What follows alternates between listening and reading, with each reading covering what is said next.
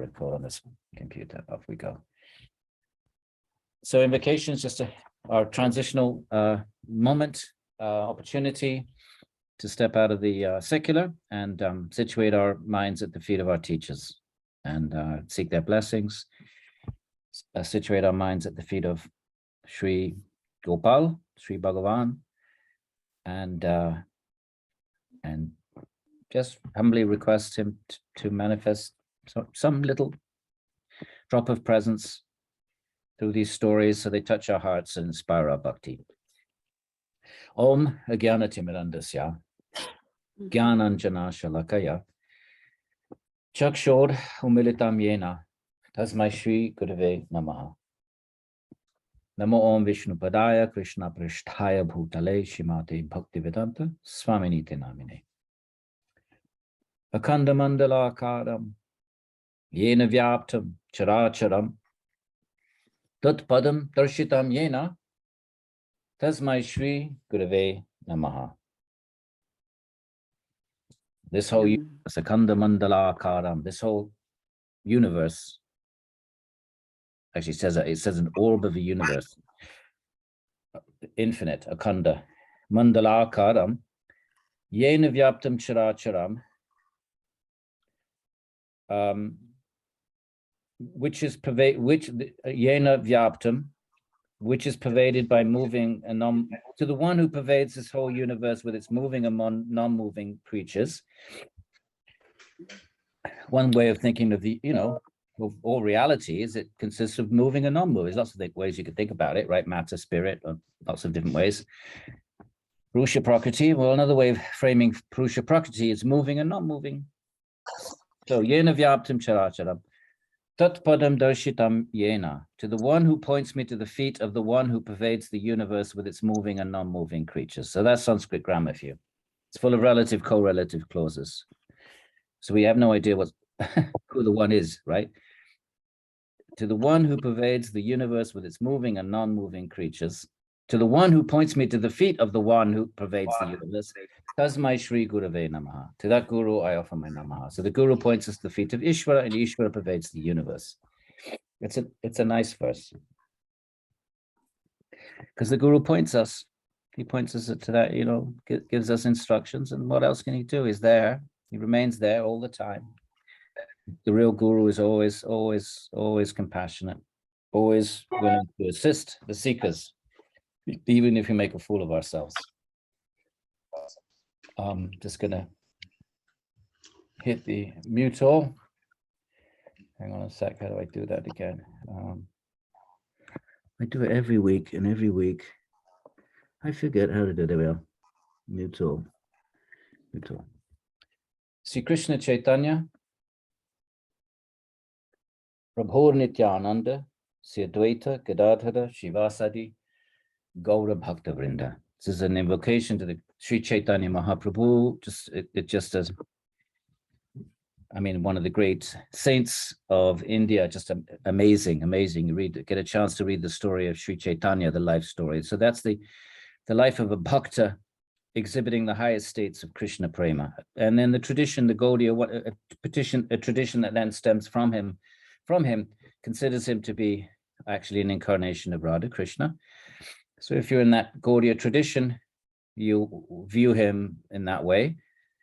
But if you're not, there's nobody questions the amazing levels of bhakti, insurpassable levels, the highest possible levels of bhakti that are expressed by Sri Chaitanya. Last semester we had the whole course reading the Chaitanya Charitamrita, and some of you, I think, sat in on that. And I took all those courses down, all the Rutgers courses. I took them down because there's a possibility I could run into problems with the university. So I've kept all the Svadhyaya courses. They're mine. They're not sort of Rutgers connected. So there's still the 5 Svadhyaya courses, the last five sessions we've had together over the last two, since COVID. They're all up on the website, all available. You can download them. But the Rutgers courses, I don't know, some instinct told me, there could actually be some serious problem with the university, that, students are paying money for the courses and then I'm putting them all up for free. And so I thought I'd better take them down. And once I retire, I'll put them all back up, don't worry. But if anybody desperately was in the middle of one and it's gone, you can email me, I'll send it to you privately. But I could have gotten into some trouble for putting it up there in public space. So I took them all down. I figured I'd be preemptive about it before, trouble struck. Sri Krishna Chaitanya. So this is an invocation to the great Sri Chaitanya. This Bhakta, if you get a chance, read that. Read his hagiography, his biography of Sri Chaitanya. It'll blow your mind. There's nothing like it and nothing quite like it. I mean, all hagiographies are unique, and I don't mean to be judgmental about others, but it's unique in its own right, in terms of exhibiting Krishna prema. There's nothing like it. Sri Krishna Chaitanya, Prabhu Nityananda, Sri Advaita Gadadhara, Shivasadi Gaura Bhakta Vrinda. Hey Krishna, Karuna Sindhu. So what can we do? We just have to appeal to Bhagavan. Hey Krishna, or what can we do? We appeal, we just have to be, then we have to wait. We can't demand. It can't be, hey Krishna. It's more like, hey, we're trying to just desperately attract the attention of our beloved. That's what our bhakti is. That's all it is, really. Trying to attract Bhagavan. So, hey Krishna, Karuna Sindhu, ocean of mercy, Dina Bandhu, friend of the Dina, the fallen, Jagatpati, Lord of the universe, Gopesha, you are the beloved of the gopis, Gopesha, Gopika Kanta, you're the lover of the gopis, Radha Kanta, especially of Radha, Namostute. And in the Gaudiya Chaitanya tradition, actually, Radha is really the real boss. I mean, Krishna, struts about, creates and does, he struts about, but really Radha is the Shakti. She's the one that totally and utterly controls Krishna. So in the Vraj tradition, we all appeal to Radharani. In the Vrindavan tradition, we don't say Hare Krishna, we don't say Jai Sri Krishna in Vrindavan, we say Jai Radhe. Anybody starts going Jai Sri Krishna, they're from out of town, they're from Gujarat or somewhere. They're not locals. The locals of Vrindavan is all Radhe, Radhe, Radhe, Radhe. So we pray to Radharani. So Tapta Kanchana, she's gold. It's actually a very nice modern couple because Krishna's black and she's gold. How about that? It's a very nice kind of 21st century, politically correct. Why don't I politically correct, but sort of nice gold and black and gold couple. So Tapta Kanchana Gaurange Radhe, Vrindavan Ishwari. She's the Ishwari of Vrindavan. That's what it means, Vrindavan Ishwari. Notice that's not in Krishna's invocation. Krishna is all like, hey Krishna, Karuna Sindhu, Dina Bandhu, Jagat, you're what I translated, but she's the boss. Tapta Kanchana Gaurange Radhe, Vrindavan Ishwari. Vrishabhanu Sute Devi. And in the Leela, she appears as the daughter of Vrishabhanu, King Vrishabhanu. And she has a beautiful temple right outside of Vrindavan. And by the way, we might be doing the tour. It all depends if we get enough students. We need to get 8 students. But then once there's 8, then we can open it up to non-Rutgers students. And of course, you can all go along, but you don't have to register for the Rutgers course. You just go along privately. And you can all take part in the Vrindavan course if you want to, of course. But we have to wait and see if we get our 8. It's a bit, I think some of the parents of the kids are still a bit worried, post-COVID and stuff. But we'll see. I'll let you know if it's going to take place. If anybody wants to join, it's a wonderful opportunity to visit Vrindavan. 2.5 weeks with an extremely learned, my godbrother actually, Satyanarayan Das, immensely learned, and just a fantastic Shastri. Shastri meaning knower of the scripture and a lover. He loves the scripture. I mean, it's his life. So get a chance to sit, and study with someone genuinely trained in the ancient systems. He's had training in all of the different lineages. Nyaya, Mimamsaka, Sankhya, Yoga, Vedanta, and also Kavya and all these other things, poetic tradition. Vrishabhanu Sute Devi, Pranamami Hari Priye. Apavitra Pavitruva, Sarvavastha Gato Biva. Yas Smaret Pundarikaksham Sa Bhayabhyantara Shuchihi. Whether you're pure or impure, apavitra pavitrova, Sarvavastha-gatopi, ya doesn't matter. Whatever state we find ourselves in, pure, saint or sinner, pure, klishta, aklishta, klesha, raja, sattva, tamas, whatever frame of reference you want to put in, vidya, avidya, whatever our gunic configuration is. Yasmaret pundarika aksham. If we remember that the pundarika aksha, the one with the lotus eyes. And you can plug in whoever you want. They all have lotus eyes, my friends. Shiva has a lotus eyes. Devi has lotus eyes. Radha has lotus eyes. And of course, Lala Gopal, he has lotus eyes. So, Pundarikaksham, sa bhaya bhyantara shuchi. Such a person is pure. It doesn't matter if you're pure or impure. The verse says, it doesn't matter whatever state you're in. If you remember the Lord with the lotus eyes, then you be just by that remembering, by bringing that presence to mind, you can no longer be impure. So therefore, sabhaya bhyantara shuchihi, you become pure inside and outside. This is the remedy for all. This is the method of sadhana. The ultimate method of sadhana and bhakti tradition is the smaranam, always remembering Sri Bhagavan, your beloved form of Ishvara. Bhagavan or Ishvari. Ishvari, lots of wonderful forms of Ishvari. Okay, my friends, enough of that. We will dive straight in. So this is the first tradition says, now we know about Patanjali, right? So Patanjali says what? Atta Yoga, what does he say? Atta Yoga, Anu Shasanam. So Anu means continuation of something. So Shas, the Sanskrit root Shas is to, and why don't you all learn Sanskrit? How about we start a course, a Sanskrit course, with the condition you can't, if you join, you can't drop out. No dabbling, no flirting about with it. You have to, if you have the intention, like I did and others did, that kill me, but I'm going to learn Sanskrit, and the only thing that's going to stop me, you have to kill me. My karma has to kill me. Then I won't do it. Otherwise, I'm doing it. If you have that kind of determination, then we can start a course, right? It's just so you know, Professor, I know you don't see the comments, but you've got over 10 people who are saying, yes, please, okay, I'm in. I'll do it, but it's, we're talking about a 2-3 year journey, my friends, and no messing about, I got to go to, Starbucks and I can't make, none of that. It's going to be like hardcore commitment. Then we can think about it. Okay. So because it's just a wonderful way of, it's buddhi vritti, but you're absorbing your vrittis in, and there's a whole school of grammarians, which, didn't get, which you're not going to find in the East-West bookstore. And for them, the study of Sanskrit grammar is a sadhana, no different from chanting japa, doing puja, doing, the kriya yogas, doing any practices like that. The study of Sanskrit grammar itself purifies the mind. And when the mind becomes purified, the grammar of Sanskrit, for them, Om, which is Brahman, but, fractures into the letters of the Sanskrit alphabet. So Om fractures into right?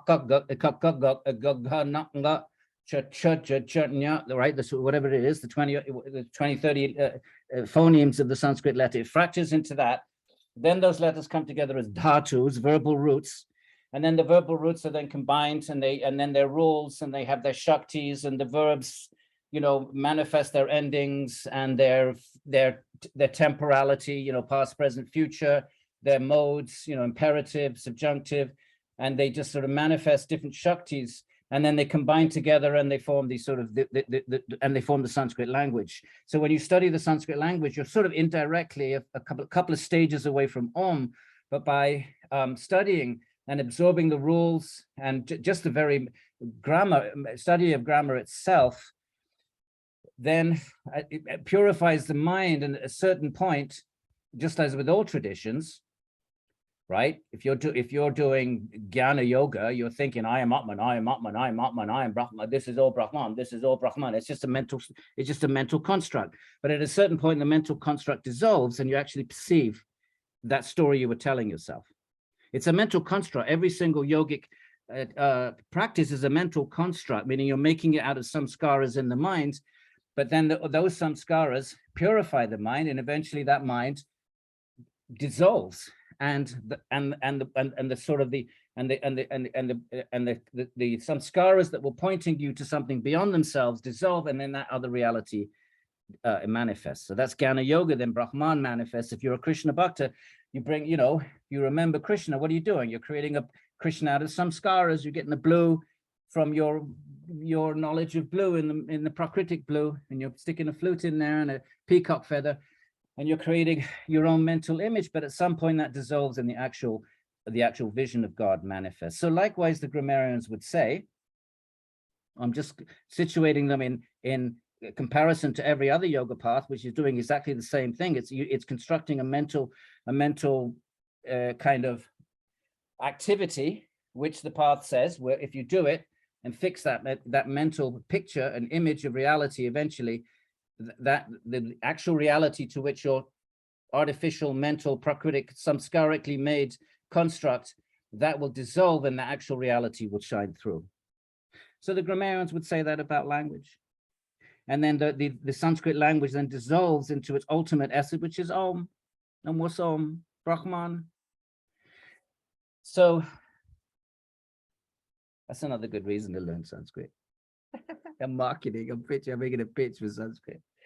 All right, here we are, my friends. Now okay, so wait. I didn't finish what I was saying. So Patanjali says, utter your first verse, Anu Shasanam. To shas then is the Sanskrit verb shas, to teach.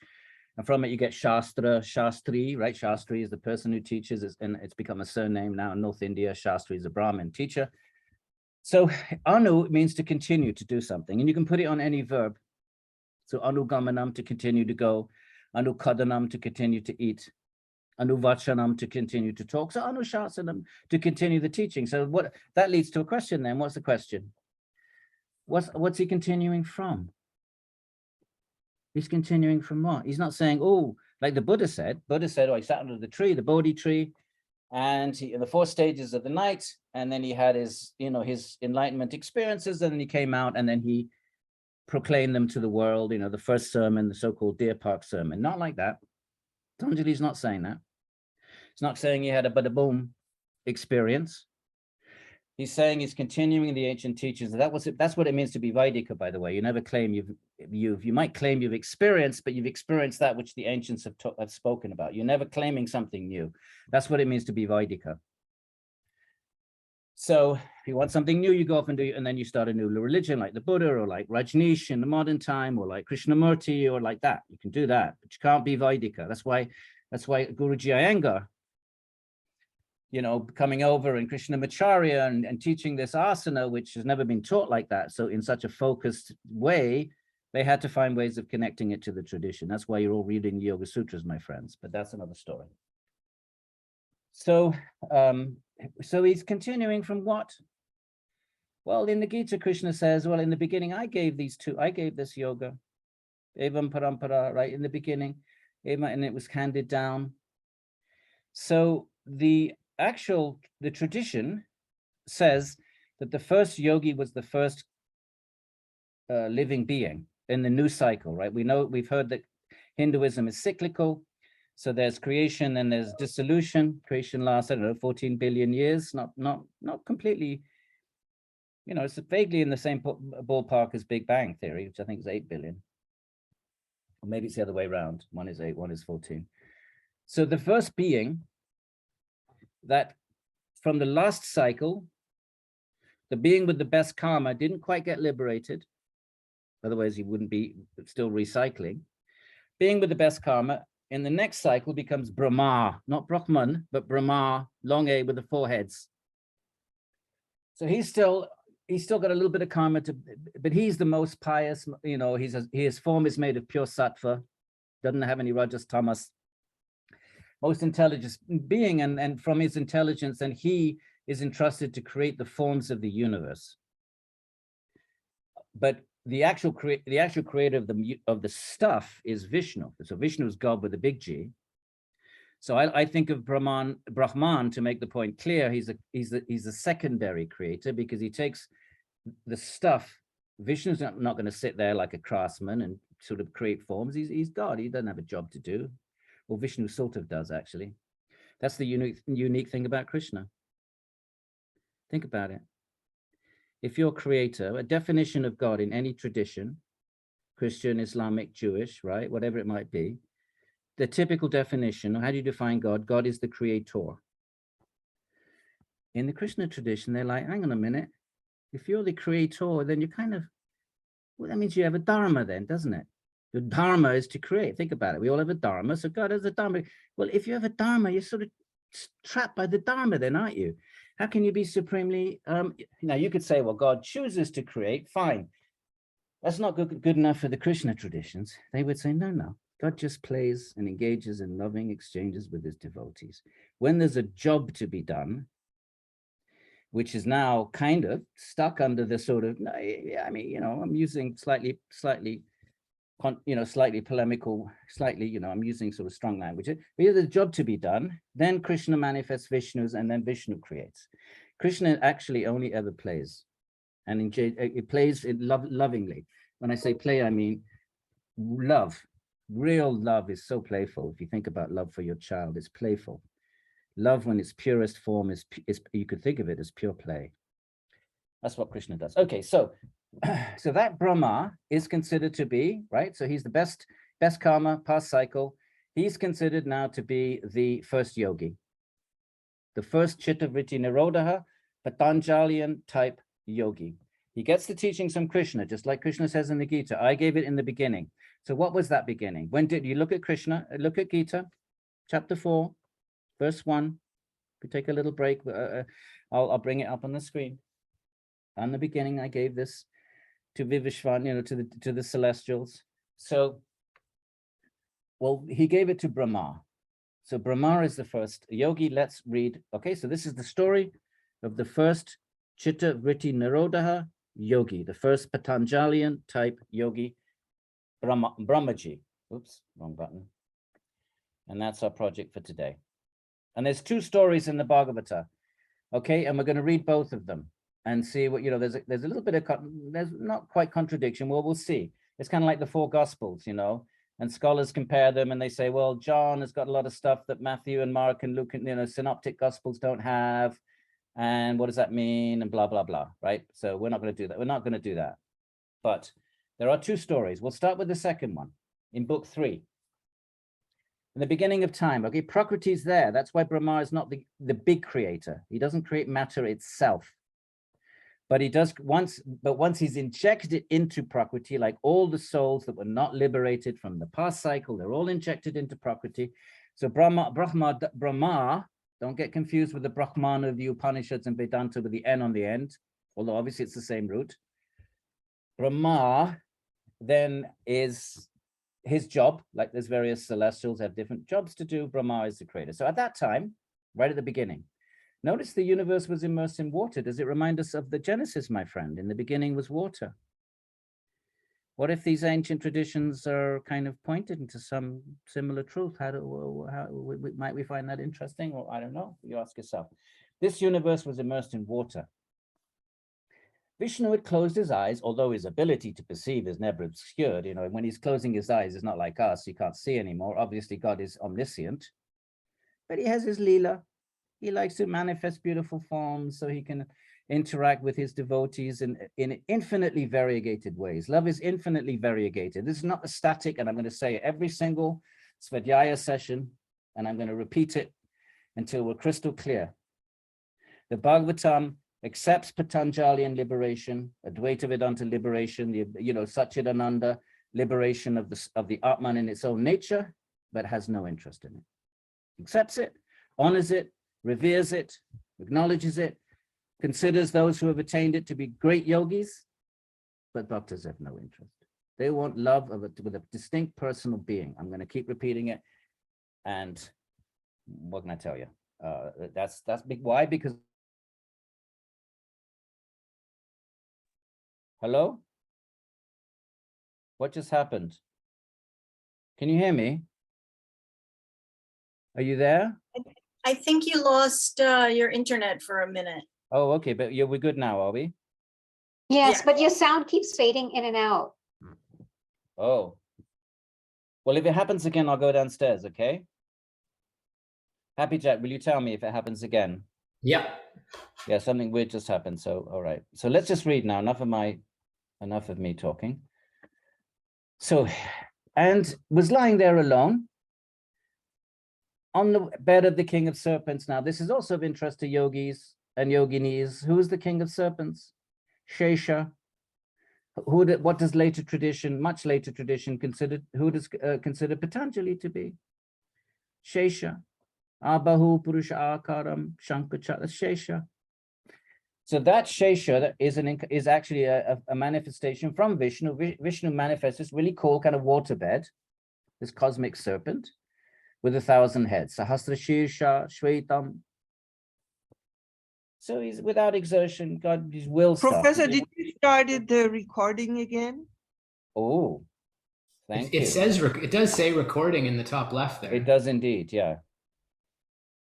Okay, but thank you for keeping an eye out on this. Also for your fellow Svadhyayakas, because they may need to access it later. So he was waiting for the right time and absorbed in the bliss of his own self. God does not need to create. One of the arguments of the non-theists in ancient India, they weren't all theists. And one of the arguments that the Mimamsa, the ritualists, I don't want to get too much into, I want to read the Leelas with you. But one of their arguments is, why if there's, how can there be a God who creates? For them, there's no creator because existence is eternal. They don't believe in this cyclical creation. They just believe that there just is reality and it always was, like the ancient Greeks. So there's no beginning, and if there's no beginning, then you don't need a causal. You don't need a causal explanation. If there's a beginning, you have to explain, well, what made it begin? Big Bang, what triggered the Big Bang? It's a big question, metaphysical question. So, but if you dispense with beginning, then there's no beginning, then you don't need a creator. And one of their arguments is, well, why would God create anyway? People create because they're lacking something, they need something, they want something, so they create something. You could build a house because you want a house. But if God is self-fulfilled, why does he need to create? So that's one of the arguments. So when you say something like that, absorbed, when you see a line like this, when you study these texts, my friends, all of these statements are interacting with the intellectual environment of the time. So this could be absorbed in the bliss of his own self is half a response where God doesn't create because he needs anything. He's absorbed in the bliss of his own self. So he creates to accommodate the karma and the free will of the living entities. So that would be a response. So he's Abdharama. Now this is between the cycles of creation. So where does creation then? With the subtle elements withdrawn within his body. So Prakriti is subtle then.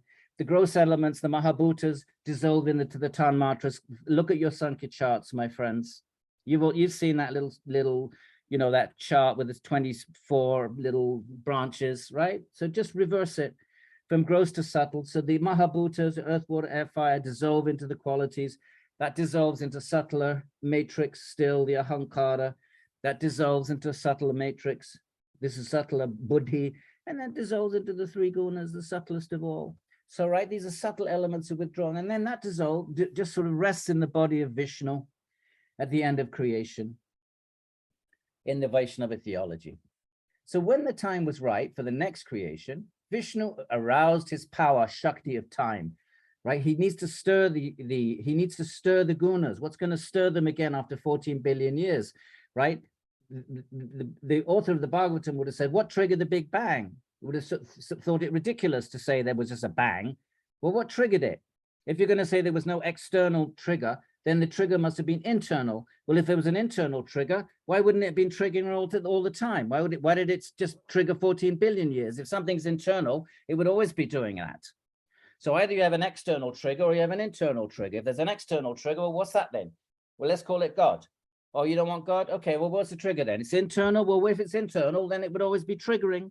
It wouldn't just trigger at one moment. Do you see? If you say it triggers at one moment, well, why did it trigger at that moment and not an hour before? Then you have to come up with causal conditions for why was it then and not before? That's exactly the argument they would give if they knew about Big Bang, because there's a very, very similar argument. the non-theistic Sankhya school say we don't need an Ishvara. The living entities, when they come close to Prakriti, like the magnet comes close to iron filings, you don't need a God. It's just the nature of the magnet that it stirs the iron filings. So it's you don't need a conscious entity. A magnet is unconscious, iron filings unconscious, and just by their very natures, when they come close to each other, then the magnet causes stirring. So when the Purushas come close to Prakriti, creation expands. What's Vedanta going to say? It's going to say, well, all right, you want to try that one then? Well, what brings them close then? If they're separate for 14 billion years and then they come close, well, you've still got the same problem, my friends. You know who brings them close. You haven't gotten out of that one yet. So that's why Vedanta wants to posit Bhagavan, the Ishvara tradition. So that's philosophy. I don't know if you're into all philosophy, but and all these, by the way, all of these, they're all great philosophers. Don't think you know, being a yogi, that, oh, I'm a yogi, I'm not going to be a philosopher. Oh no, it's nonsense. You can be a completely enlightened being. It doesn't mean you don't have a brain. You can still puzzle through things philosophically, as long as you don't get trapped by ego, intellectual ego. Nothing. All of these Shankara, Ramanuja, they're all brilliant yogis and they're all brilliant philosophers. Nothing wrong with that. So the subtle elements were drawn within his body. Vishnu aroused. It's just his Shakti of time, which is really the gunas. Krishna calls them gunas in the Gita. The time isn't something, it's nothing other than Vishnu's will. And he remained upon those waters, his resting place, just like a fire concealed within wood, its potency remaining latent. So Vishnu's sleeping, but like fire within wood, you don't see it, and it just seems like an old bit of wood. But when the fire explodes out, then all of a sudden there's this power manifests when the time is right. So that's Vishnu sleeping. After sleeping on the waters for 1,000 cycles of the 4 yugas, right? I think that comes out to 14 billion years. We can do the math sometime. Okay, somebody do it. 432,000 times 10 times 1,000. Somebody do it. Happy Jack, tell us what the answer is. After sleeping on the waters for 1,000 cycles of the 4 yugas, the blueprint for creation was revealed by his own power called time. So the blueprint, it comes from Vishnu to Brahma. Brahma's not in the story yet, but the blueprint, those forms of the universe, there's already a blueprint for them in the mind of Vishnu. So he acted, which had been stirred to action by him. Something's got to stir the gunas. After 14 billion years, Sattva and Rajas and Tamas are in a state of equitension. What does equitension mean, my friends? It means Rajas wants to stir and Tamas wants to suppress. Now, when Rajas is dominant, then stirring is dominant. When Tamas is dominant, then deep sleep, then the absence of stirring. When they're in equitension, there's nothing at all. And that's the 14 billion years between the creative cycles. Now, something's got to agitate Rajas to kickstart creation. So that's Vishnu's glance. And we can call it time if you want, but it's not like time is some other kind of gravity-like power. No, it's Vishnu's glance. What do you come up with, Happy Jack? The calculation 4.32 billion. Then you do double that. So that's 8 billion. 8.64 billion. Okay. So Big Bang is 14 billion, right? 13 and change. Big Bang is supposed to be 14 billion. And the beginning of our universe is 8 billion. So it's not the same, but it's a lot closer than Genesis, which is like 5,000 BCE, my friend. So we're doing a little bit better. I think we're a little bit closer in the Puranic, you know. Okay.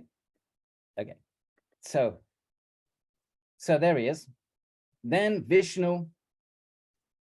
So blueprint for creation was revealed by his own power called time. So we call it time, but it's a power. Like there's powers, right? We don't actually know what powers are. We don't know what gravity is. We don't know what electronuclear forces are. We just know what they do. We know what they do. We know how they move bodies. We know the effects that they have. And then because the effects are different, then we give them names like gravity, electromagnetism, and people want to find some fundamental power. Actually, Purana would agree with that. So yes, there is a fundamental power underneath it all. And ultimately, that's the Shakti of Bhagavan. So You might arrive at a fundamental power through physics. You'll never arrive at the Shakti of Bhagavan, because that's the theological leap. And scientists are not supposed to, that's not the Dharma of the scientist. But the Dharma of the scientist, following the Dharma, which is to look at material causation. Can't start talking about God. That's not the Dharma. You can in your private space, but not in the lab. You could come, there is this idea that these four main, gravity, weak and strong. There is this idea that ultimately there could very well be a fundamental underlying force. Some people think it's strings, remains to be seen. So, it's not wrong to have these conversations with Puranas and modern physics, as long as we're clear about what is metaphysics and what is science and the method of science, which has to be material. Scientific methodology has to be material. It has to be. That's the Dharma. Are you clear about that? But I know it's not our topic, but someday we'll talk about that. So there is. Then Vishnu gazed on all the worlds dissolved in his body, which means Prakriti. The three gunas are sort of latent in his body. The matter within him, right, which is the three gunas, was agitated by the guna of Rajas. So Rajas is the one that kickstarts. That's action. So something's got to trigger it. And in the theistic tradition, then, it is Vishnu's glance. So that Rajas had been agitated, which in turn had been activated by time. And what's time? Vishnu's glance. It's not even glance. It's not like he has to look at it. It's just his will, actually. But glance, we can say metaphoric. Okay, we clear? Vishnu glanced at it. That glance is called time. Time agitates the guna of Rajas. Guna of Rajas then activates the other gunas, and you get your Sankhya chart in the back of your yoga books. First comes Buddhi, very, very sattvic, then comes Ahankara, and then you get the workings, the Shaktis, the 10 Shaktis, the Indriyas, Kriya Indriyas, Karma Indriyas, Gyan Indriyas, and you get the qualities, which are vibrational, and then you get the subatomic particles called Mahabhutas. So this is all, you've run into some of this. So it's nice for you to see how it all fits together in something outside of this tiny little Yoga Sutra text, which only has 1,200 words, and the Sankhya text, which has just a few. Now you're getting a broader picture of the whole thing. So let's keep going. Through the instigation of time, which awakens karma. Now, when the living entities are re-injected, right, the ones that didn't get liberated in the past cycle, they remain in the body of Vishnu, they get re-injected, but how are they going to start? What's going to be their first birth? What determines that? What are the laws? These are all laws. Karma is a law, like gravity is. You see it by its effect. You don't really know what it is, but you see it from what it does. What does karma do? Well, it conditions the births of all living beings. So they have to pick up their karma from the past life. Well, where was that karma stored then? In Vishnu's mind. Hence, he is omniscient, because he knows every detail of every living entity's karma from the past cycle, that can then, when he re-injects it into the next cycle, everyone's picking up, starting off in some form. It's not random. So thus matter sprang up suddenly in the form of a self-manifested calyx of a lotus. You've all seen the picture of the lotus coming out of Vishnu's navel with Brahma sitting on the top, the first yogi. If you haven't seen it, go to, go to the Brooklyn Museum of Art, go to any, look through, you just go online. Brahmā on the lotus. I imagine you bumped into it, maybe in an Indian dosha house on the wall. Then, so that matter kind of takes this form of a lotus in this vast expanse of water that Vishnu is reclining upon, which pre-exists the later water that's going to be a later evolute. Vishnu then entered the lotus, because Vishnu pervades everything anyway, but for some reason it just says he entered the lotus. It was a manifestation of all the gunas. The lotus then is Prakriti. It just takes this cool. What do you want Prakriti to look like? What do you want Prakriti to look like? Well, have you ever thought about it? What's pre-creation Prakriti look like? Is it just like what does it look like? If you're God, you're the supreme artist. You created everything. So you make a lovely lotus. What God's not going to be, if God has every quality infinitely, you would just want him to be omnipotent and omniscient. So that's rather boring. He's also omni-artistic. So he creates this wonderful Prakriti in the form of a lotus. What are you going to do? I mean, these, like Plato said, these forms are shadows. The forms that we know are shadows of divine forms, my friends. So there it is, beautiful lotus. Take it or leave it. It was a manifestation of all the gunas and contained all the universes. Within it, the one, now here we get to our story, the one that says Swayam Bhu, self-manifest, Bhu. He comes to be Swayam, like Svarupa, Swayam, because he does have, he's the first being, so he has no parents. So he's Swayam Bhu, Brahma, the self-manifest one. The creator, notice I put a little c here. Big C, that's only Vishnu, my friends. Little c, because he's a secondary, he didn't create the gunas. You get the point, yes? So the creator and the Veda personified. He's also like all of the things, like Ganga is both a river and a goddess, and Yamuna is a river and the goddess, and Tulsi plant is a plant and a goddess. So the Vedas are books, and there's personality behind everything. In subtle forms you can't see, Brahma's form, pure sattva. So there he is, seated on that lotus stem. Now he doesn't know anything about all this.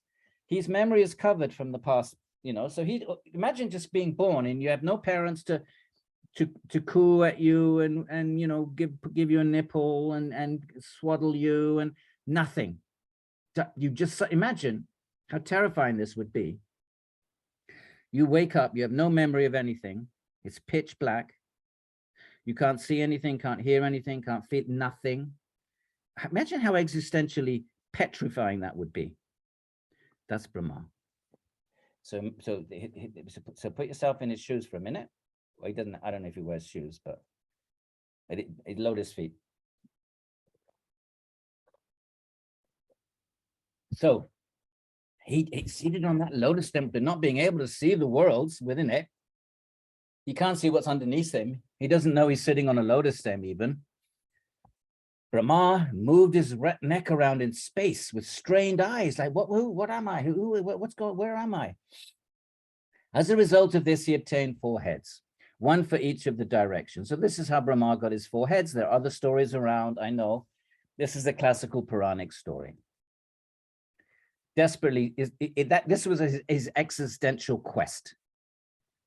He's sitting there, you know, it's not like, okay, you have an existential quest, you walk up to the Himalayas and you look for a yogi in a cave. No, how is he? He can't walk anywhere. He's sitting on a lotus that 1,000,000 miles up over the waters. Where's he going to walk?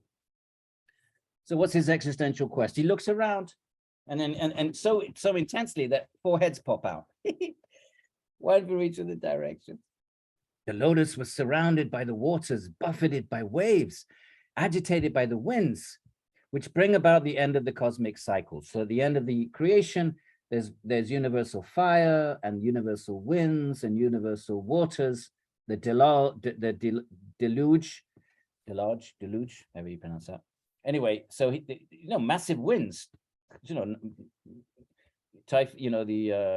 much more than Ian that is battering Florida right now. These are the winds that bring about the dissolution, not just smash up the shoreline. They destroy the whole universe. So imagine how, I hope you didn't get seasick. Imagine how the lotus must have been swaying. Mounted upon it, the first among the celestials. Okay, he's not liberated. He's a deva, he's a celestial, but he is the chief of all the celestials. So whenever there's a problem, the celestials go to him, and then he goes to Vishnu. And that's how the incarnations come. When Brahma approaches Vishnu, then Vishnu says, okay, I'll descend. So Rama and Krishna and so forth. Okay. So he could not understand the nature of the world and even of his own self. He didn't even know who he was. How do you know who you are even?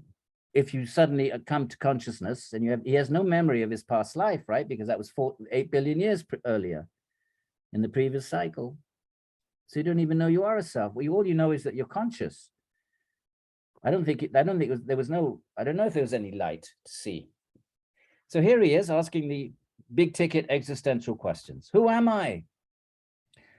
Remember, he's the first yogi. And so how does yoga begin then? Right here. Who am I? This person situated on the top of this lotus. So I guess he knew it was a lotus then, so maybe he could see. And from where is this solitary lotus on the water come?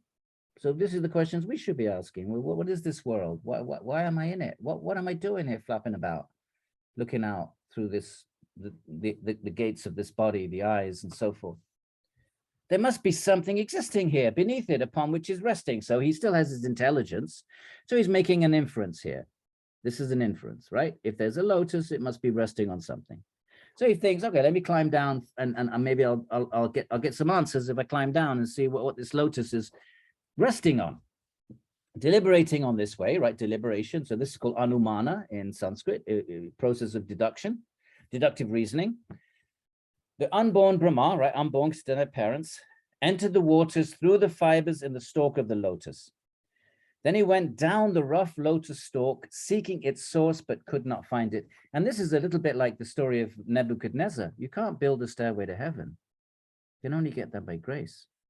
You can't climb down the lotus stem and find Vishnu by your climbing power, by your virtuosity, right? With your climbing ropes and your, your boots and whatever. No, you can't do it. You're not going to get God that way, my friends. So he failed.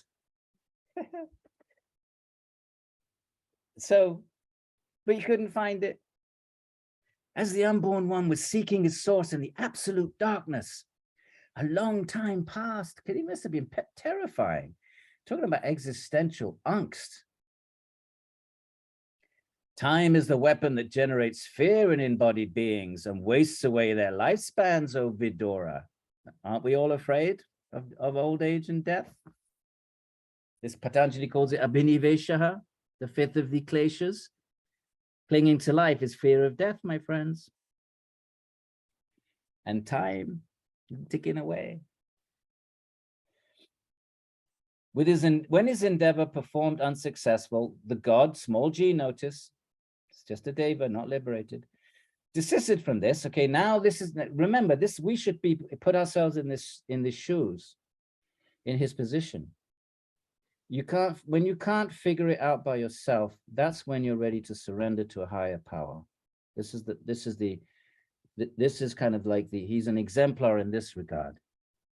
And he's the most powerful being in the universe. The first most powerful. He's the small creator. You don't get more. No one is more powerful than Brahma. And he doesn't have a clue who he is, where he's from, why there's a lotus, meaning a world. Why is there something and not nothing?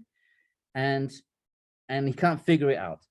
So what is he, when he realizes it, first he tries, with everything, he put his whole endeavor into it, climbed down. It says a long time passed, right? Did this for a long time until he realized this is not the way to go.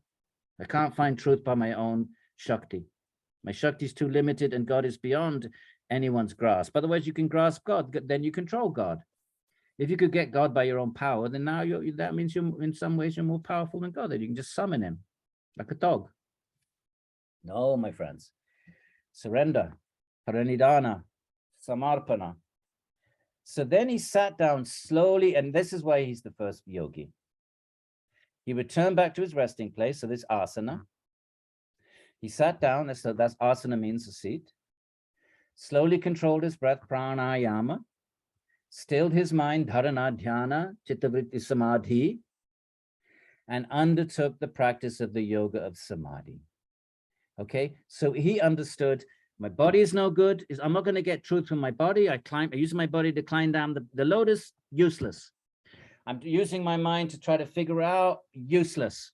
All right, then I'll toss them both away. They're not, these instruments cannot help me in this particular task that I have set for myself to find truth. These indriyas, the gyan indriyas and the karmaniyas, no good for understanding. They're good for functioning in the world. Of course, that you have to see things, otherwise you walk into walls. You have to grasp things, you have to eat things, you have to walk around. So the karma indriyas, gyan indriyas, great instruments for functioning in the world. No good for yoga, my friends. No good for grasping God. At least not. Okay, we'll modify that a bit later. We'll tweak what I just said. But he's realized these senses are not going to. I can't grasp That's the word used in Sanskrit, grahana, graha. I can't grasp truth through them. So let me just put them aside. That's what pratyahara is. You throw away the senses. You close them down, discard them. That's what pratyahara is, and that's what dharana, dhyana, and nirodha are. Get rid of it. No good. So then put it aside. Who did that? The yoga of samadhi. After forming the practice of yoga for a period corresponding to a person's lifespan, that's 100 years, but that may be 100 celestial years. Usually it will be 100, anyway, it doesn't matter, 100 years. Wisdom eventually dawned in Brahma. And where does that wisdom come from? Krishna says in the Gita, Dadami buddhi yogam tvam. I give you the intelligence to do yoga. Aham jnana jam tamaha nashayami. I will destroy the ignorance. So when something dawns, it's not magic. That dawning is either bestowed by Bhagavan, or it could possibly be the activation of something from a past life. But even that needs, in this case, it's Krishna that's activating it, that's clearing away the tamas, that's covering over those past life memories. And so now he gets a vision of God. Not by climbing down the lotus, but by basically surrendering everything and just surrendering his mind, you're doing yoga, then Ishvara manifests to him. Brahma saw a solitary being lying in the waters that fill up the universe at the end of the Yuga cosmic cycle, on a couch made of the coils of the vast cosmic serpent Shesha. All right? And these forms are not made of Prakriti, they're made of Brahman, condensed Brahman, Satchidananda. Form of Vishnu is not a form made of the three gunas, not material. It can still have form and qualities, but like Plato's cave, our forms and qualities are kind of Prakritic densifications. Sort of dense, dead, everything, our forms are dead, the body is dead. It's only the Atman that activates it. But the Prakriti and the gunas are dead, and everything made from them are unconscious, just dead matter, not conscious, not alive. And when the jivas get injected, then forms emerge and they seem to be alive, but really it's the Purusha that's the life force. Well, these spiritual forms are not like that. It's not like Vishnu is in a body. No, Vishnu is his body. It's pure consciousness. The body is not it. Vishnu isn't a soul in a dead body, an inanimate body. The entire body is just effulgent, Satchidananda, pure ecstatic densification of Brahman energy. Brahman, energy is not the right word, but Brahman substance. So Shesha. Shesha was white, right? Sahasra Shesha, Shvetam, the mantra, right? Abahu Purusha Akaram, Shankha Chakrasi Dharinam, Sahasra Shirsham, 1,000 heads, Shvetam, white. Shesha was white as the lotus fiber, dispelling the darkness with the radiance from the jewels of his myriad hoods. How many hoods? Sahasra Shirsha Shvetam, 1,000 heads. Each one glorifying Vishnu and never saying the same thing twice for 8 billion years. That's the glories of God are infinite. This being surpassed the beautiful appearance, and now how you describe the beauty of God. You can't do it, my friends, because especially if God is not made of material substances, so no material description is going to fit God. But if you're a poet, you try. That's what poets do.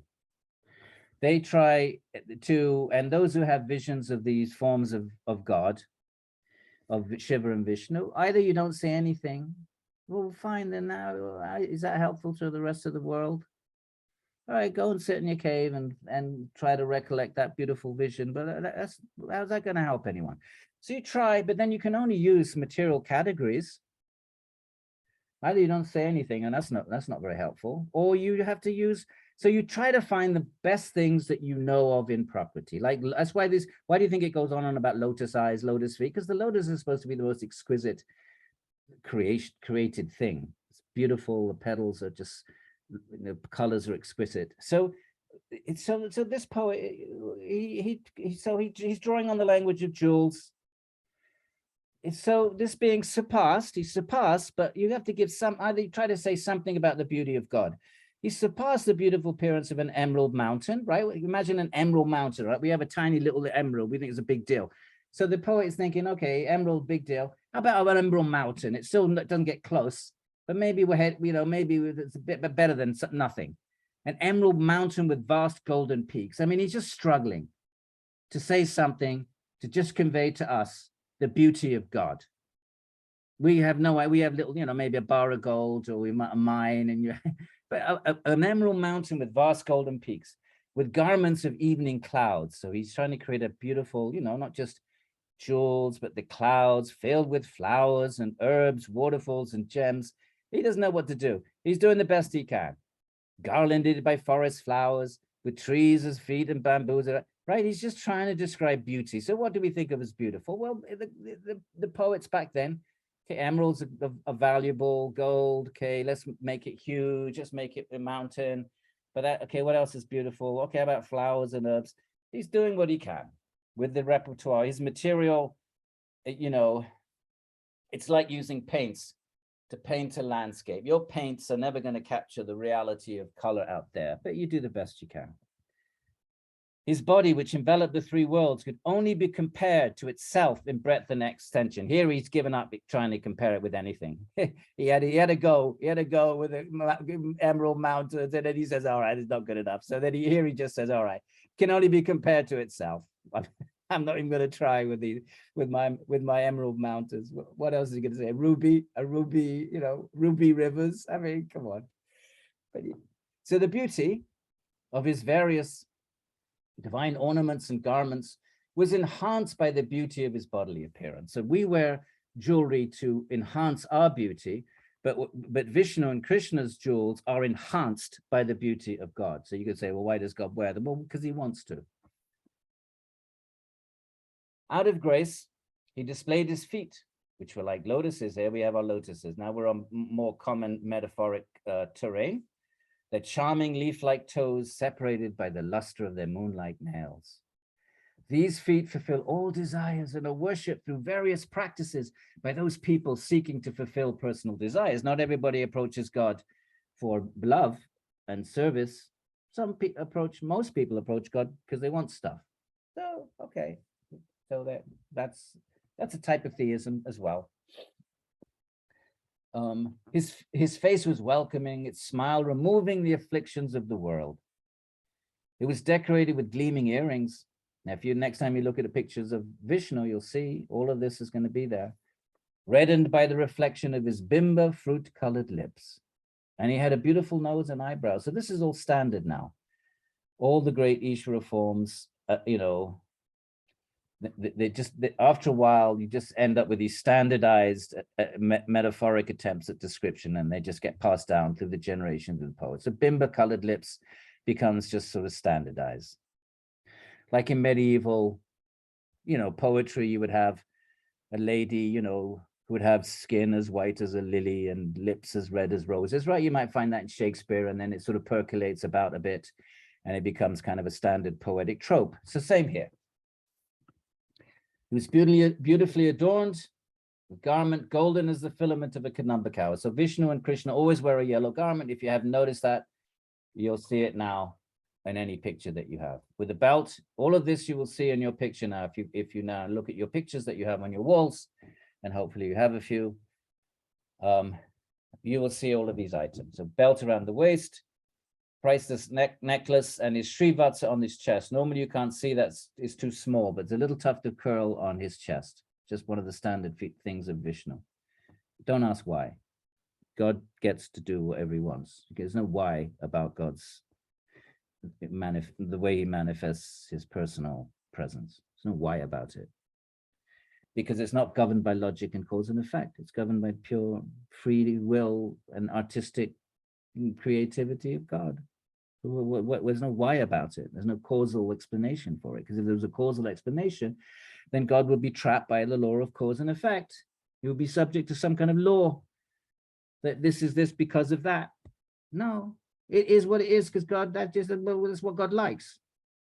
Suck it up. He was like the most majestic of tree. Now now he's back to he's trying to get back to nature. So he's going to have another go with the Emerald Mountains. He was like the most majestic of trees in creation with roots in Brahman. Okay, this is a standard. It's in the Gita as well, actually. So this is an old metaphor of Brahman. It has roots in the Brahman, and it's trees and infinite branches of sense objects in this world. Oh, let's skip that one.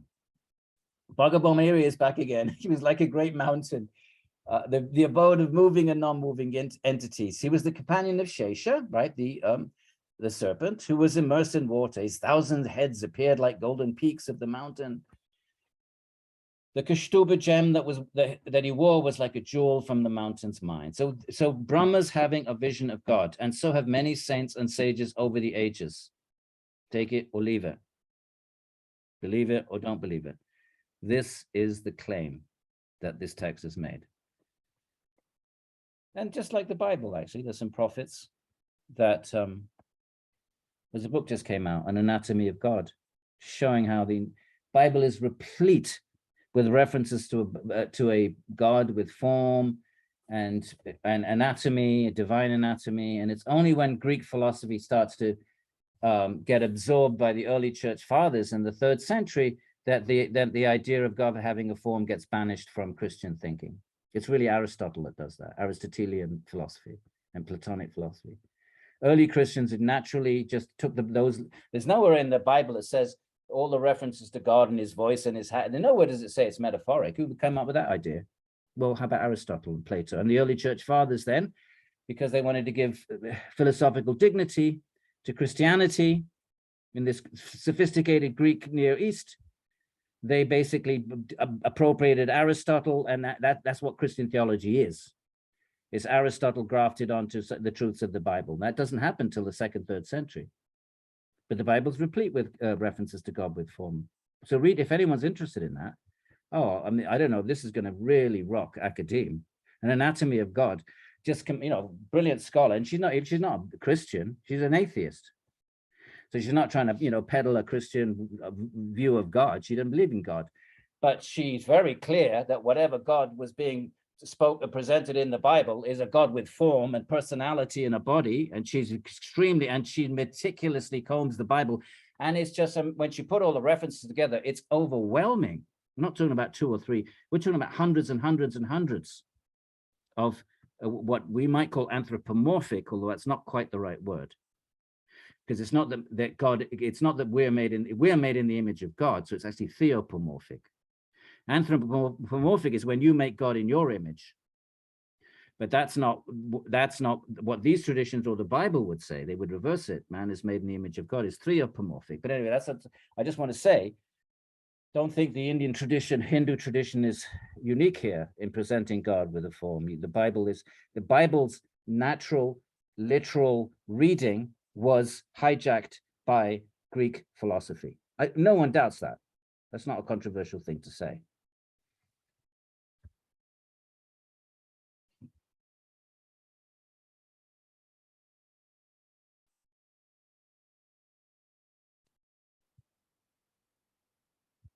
Back to Brahma.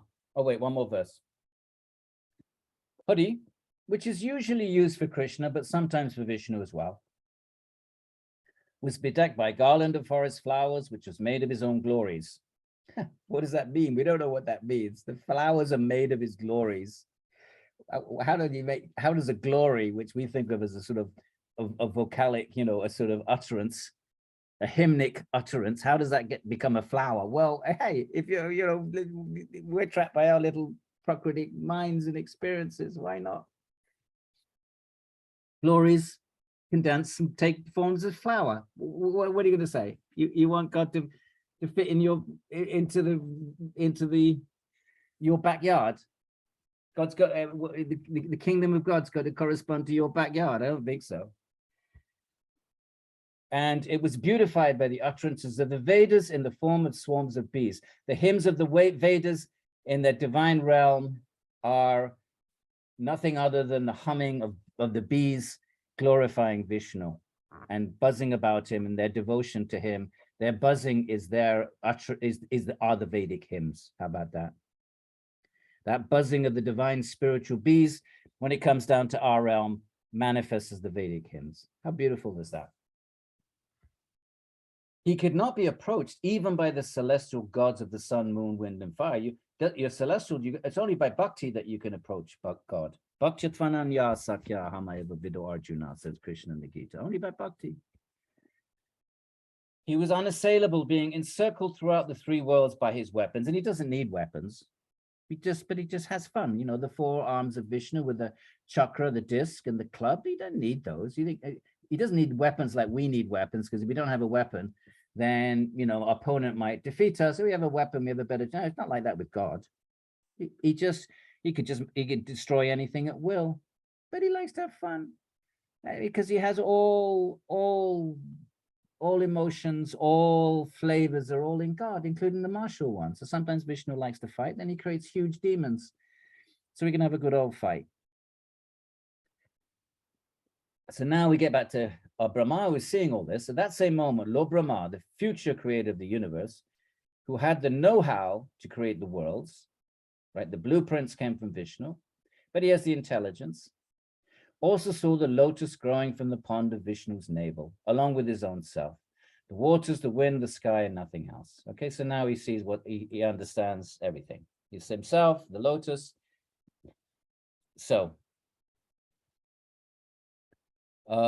So then he gives these lovely hymns. I have realized you today after a long period of tapas, says Brahma, chapter 9. Did we miss a verse? Influenced by Rajas, right? He's influenced by Rajas. So creation is Rajas. So that for him to create, there has to be some Rajas. If he was just Sattva, he would never create. He would just sit and meditate on Vishnu. But he has a job to do. So he gets agitated, you know, by Vishnu's will. He gets agitated by Rajas, which prompts him to action. The seed of action, all action is Rajas. You have to have Rajas to do anything, my friends. If you're 100% Sattva, then head for the cave. You're not going to do anything. But if you have, you know, things to do, you need Rajas. And of course, there might be things to do for God, like Brahma does, which is to create. So by this influence, then he desired to create offspring. That's what Rajas is, Raga. But he could only see the aforementioned things to be in existence, as the water, the lotus, and so forth. So inclined towards the act of creation, he's fixed his mind on Bhagavan, right? Ishvara Pranidhana, right? He needs to create, but there's nothing there. There's only water and a lotus. How's he going to create? His mind has been agitated by the will of God to create, but there's nothing, no tools. Whose ways are mysterious. Bhagavan is, we can never fathom. A few things are revealed to us in the sacred texts of the world. Even if they get corrupted by being handed down, they contain, for those who approach them as sources of knowledge, the texts are revelations. So this, for the Bhagavata tradition, is a revelation of Vishnu and of the beginning of the universe. And he glorified the Lord who is praiseworthy. He realizes, I can't do it by myself. So then he gives a bunch of prayers. I have realized you today after a long period of tapas. It is lamentable that this your nature, Bhagavan, is not known by embodied beings. Actually, there's nothing other than you. Anything else is false. Everything is Vishnu. So in one sense, it's not dualistic, it's Vishishta, like Ramanuja would say. You appear to be manifold, meaning the world of the created world, because of the mixture of the gunas of Maya. So the gunas manifest, and then we get all the variegatedness of trees and flowers and universes and all of that. This form of yours was manifest in the beginning out of compassion for the saintly, so as to reveal its nature as pure consciousness. It is this the form, it's not made of the gunas, it's not dead matter. The form is consciousness. That means there's no difference between inside and outside of Vishnu. For us, we are consciousness, little Atman inside, and our forms are material. So there's a difference. So our Atman leaves the body at death. That's not how it is with Vishnu and Krishna. There isn't an Atman inside the body. No, the Atman, the self and the body is the self. There's no inside and out. It's all pure consciousness. There's no dividing line. Nothing leaves anything. There's no death.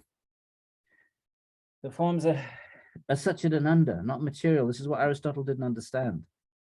He assumed all form was material, and therefore God can't have a form, and that was absorbed by Christian theologians and remains Christian dogma to this day. So we need to challenge that nicely in a comradely way.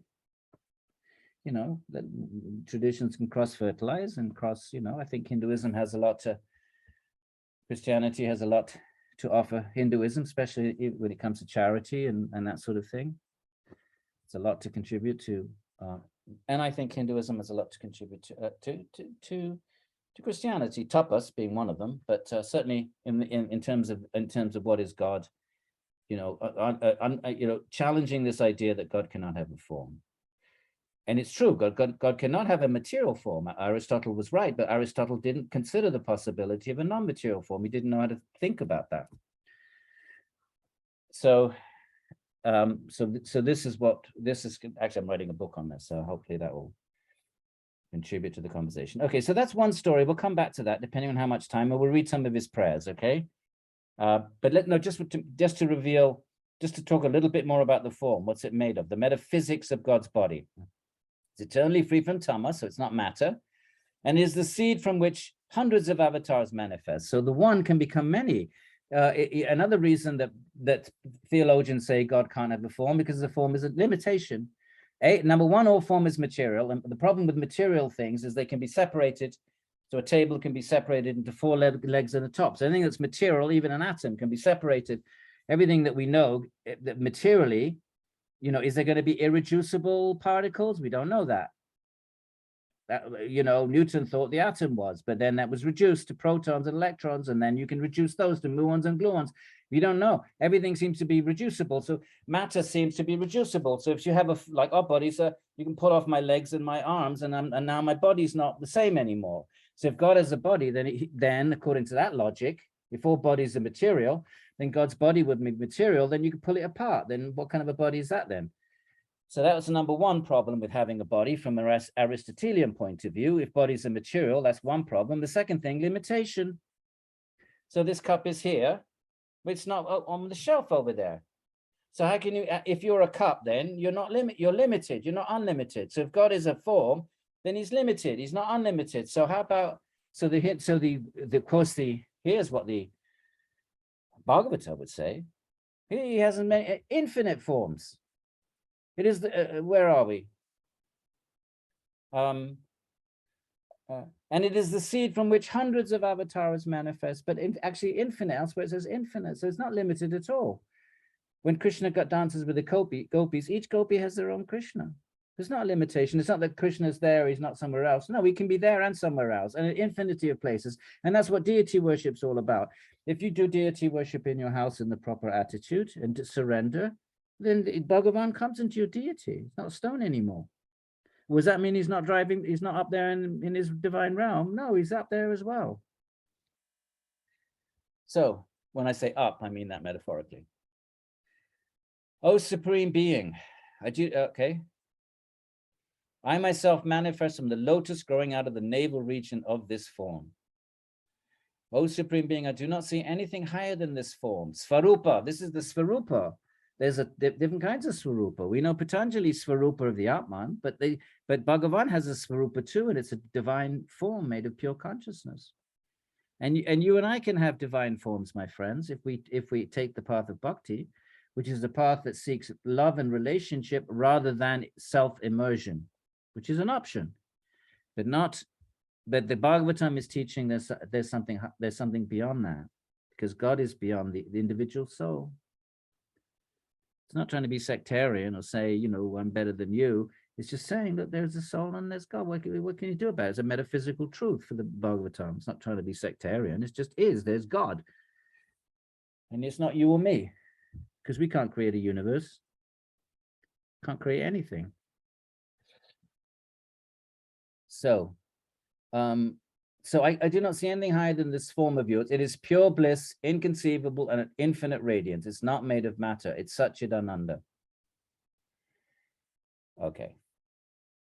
So now that was the first version of, and I just wanted to read this. This is the second version of Brahma as the first yogi. Okay, so he couldn't figure out what was going on, and he realized he had to Ishvara Pranidhana, He realized he had to just, his own body and mind couldn't figure out who he was, what to speak of, where he was and why he was and what was out there.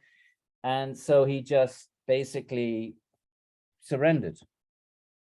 He abandoned the use of his instruments of action and instruments of deduction and reasoning and thinking. So he basically went into a state of tapas, and surrender. That is emphasized a little bit more, I think, at the surrender part of it in the first story. Same story, but just a different, an earlier book. Okay. So here. So Narada, remember our Narada? He's actually the disciple of Brahma.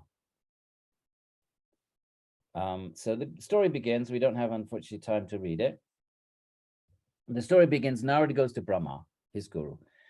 Homage to you, Brahma, Lord of the, and of course, there's certain things that don't quite fit yet because there hasn't been creation. So how can there be a Narada? But let's not worry about that. You know, a bit like the Bible, there's certain things that, well, hang on a minute, you know, critical scholars talk about, you know, after the Garden of Eden. So, you know, Adam and Eve, and then their sons, who were they? Was it Job? No, the sons were Seth. Who were the sons of Noah? Not Noah. Adam and Eve had Cain and Abel, and then so they should have been the only people. But then there's a passage which talks about the world was full of people, and then so, you know, that's one of the things that's pointed out as being inconsistent. How if there's just Cain and Abel and Adam and Eve, and maybe, and then all of a sudden they have wives, where do they come from? And then all of a sudden, so, you know, you could ask those kinds of questions, but I think that's missing the point. The point is to speak about the path of yoga and the goal of yoga, which in the Bhagavatam is God, not just your own Atman. That's fine. You pick that up along the way. That's not the ultimate goal. So some are other narratives around, even though, oh, wait. I'll take all of that back. This is much later, after creation. Okay, so maybe it is consistent. Narada is later on asking Brahma about his story. Sorry, take that back. Let's read it. Let's see if that's true, what I just said. Homage to you, Brahma, says Narada, Lord of the Celestials. You're the firstborn being, right? We know why. The progenitor of all other beings, right? Creates all the other forms. Kindly explain to me the knowledge through which the Atman is revealed. So he wants to know the knowledge about the Atman. Please disclose the truth about this material reality. What is its form? What is its support? From what is it created, O Master? And what is it resting? And what is beyond it? This is a question science, theology, and philosophy try to answer. These are the big, the basic metaphysical questions. After all, your lordship knows everything, past, present, and future, because Brahma lives for the entire cycle of creation. And since he's created all the forms, he knows everything. You know this universe through direct realization, as if it were an amalaka fruit in the palm of your hand, O Master. Through your own Maya power, of course, Brahma's Maya is nothing like Vishnu's, but he has Maya power, he has certain power. You alone, as we know in the story of Krishna's story, when Brahma, maybe we have time to read it, he steals all the cowherd boys, chapter 13 of the Bhagavatam, my favorite chapter. Through your own Maya power, you alone create the embodied living beings by means of the physical elements. So you're the secondary creator. But what is, but here's the question. But what is beyond you? What is your support? What is your true nature? And what is the source of your perception? Like a spider, you create those beings without fatigue, but you yourself are not created by anyone else, right? Because he's the firstborn. So Narada knows, he kind of knows he's not the big G God. But still he's asking, where do you get your power from? You rest on your own potency. So, so then he says, I do not know from where anything else, but he knows that he did tapas. But yet, so now it is saying you're the first created being, but yet you undertook that severe tapas. So he's heard the story with extremely concentrated mind. And, and we just read the second story, which gave us a little narrative around that. Because of that, you confuse us. You raise a great doubt in our minds as to whether you are in fact the supreme being. So in other words, if you're the creator, why did you have to do tapas then? That's the question. You're you're the creator of all the forms of the universe, and you were the firstborn. You didn't have parents. So it looks like you're God. It seems like you're God. You pretty much tick all the boxes for creator, right? That a theist might have a set of boxes, right? What does the creator do? Well, he creates, and he has no parents. Okay, tick, tick. And, he's supremely omniscient, tick, omnipotent, tick. Well, that you look like you're God, but yet why do you do tapas then? God doesn't have to do tapas. Who are you doing tapas to? And why are you doing tapas? Does that mean you need some support? Well, what is your support then, given you're doing tapas? So because of this, you confuse us. Now it is confused. Right. Oh, omniscient Lord of everything, because he knows everything in the universe, but he only knows things in one universe. He's only created within one universe. He's only powerful in one universe, but there's infinite universe, parallel universes they're talking about now. Well, actually, the Puranas do talk about infinite parallel universes. So kindly explain everything that I've asked about so that I may understand your instruction. So Brahma says, this inquiry of yours could not be better, O son. Great question, he says, because real teachers appreciate these kinds of questions because they dedicate their life to truth, and therefore they're very happy when they see others interested in that truth. The real teacher will always teach, always teach. No conditions. No, you don't have to pay, none of that. You should, no teacher cannot ask for salary in a real yogi Brahma. Teaching about Brahma, you can't ask for salary because then you're selling what is eternal and meant for all beings. You can't sell, you can, a student can contribute, that's a different thing, but not, so students, so teachers will always answer a question. You never turn your back on a sincere question. That's not the Dharma. So he's very happy. Couldn't be better. The inquiry of yours couldn't be better, right? Because what is he asking about? Ultimate truth. He's not asking frivolous things like, oh, well, I had this argument with my missus and, well, my wife, and, she's always getting on my case, and I don't know, how do I? No, those kinds of questions, my friend. Ultimate questions. What is the support of everything? What is the Atman? So, since your knowledge about me is limited, you do not know he who is greater than I. I do not illuminate the universe. It has already been illuminated by his effulgence, just as the sun, fire, the moon, and constellation, the planets and stars, they're illuminated by him. Illumination ultimately comes from Bhagavan. Reverence to Bhagavan, Vasudeva, the name of Krishna. It is because of his insurmountable Maya illusion that people call me the guru of the world. But the fact is that I myself meditate on him. People with less intelligence who are bewildered by that Maya think in terms of I and my. This is ahankara, asmita, trikdarshana shaktayor ekatmata, avidya, Patanjali.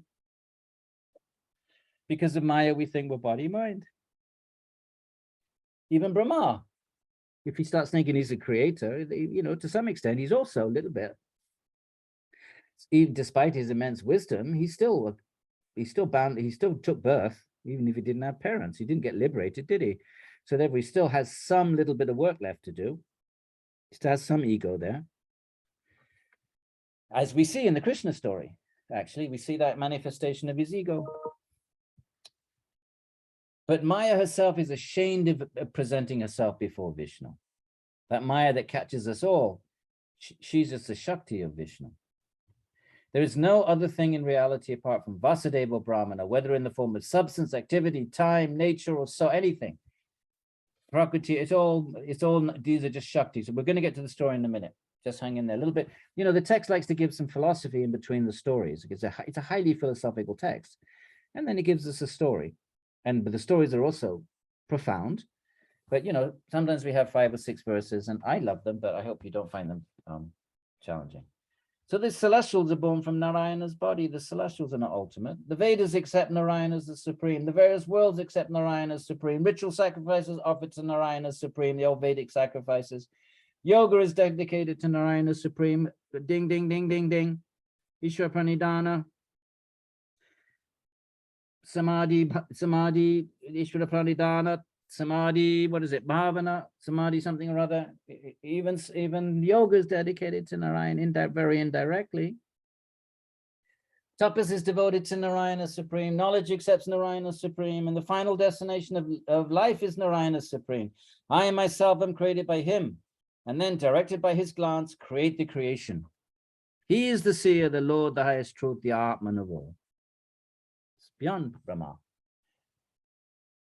Although he's transcended to the gunas, God is beyond. His form is not made of the gunas. By his Maya potency, he has adopted the forms of the three gunas, Sattva, Rajas, and Tamas, for the purpose of maintenance, creation, and destruction. The gunas, which are the basis of material substances, our bodies, our minds are material substances, with gross or psychic or subtle. They're material substances. Buddhi, ahankara, chitta, manas, all material. So the gunas, then, they're all the gunas. And knowledge is sattva. It's a manifestation of sattva, still guna. Action is rajas, the guna. These continually bind the Purusha in cause, effect, and agency. You have free will, you act, and your action create an effect. That's it. You want to put it in 3 words? Agency, free will. Then you cause, you use your free will to act. Your action is causal. And causality creates an effect. That's what a cause is. You look up the word cause in the dictionary, what is it going to say? It can only say one thing. The cause is that which produces an effect. How else do you describe a cause?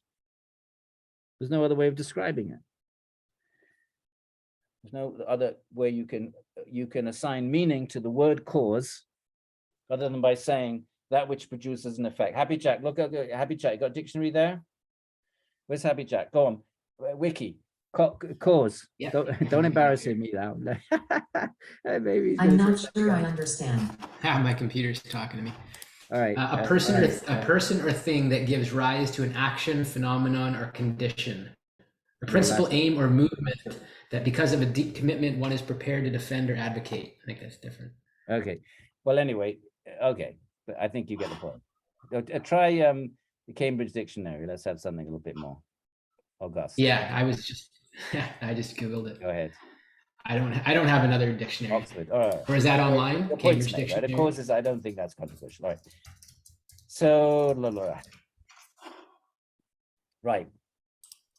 He, Bhagavan, is imperceptible because of these 3 gunas. We're covered by the gunas, and therefore we can't see God, who's The not. reason why something, especially something bad, happens.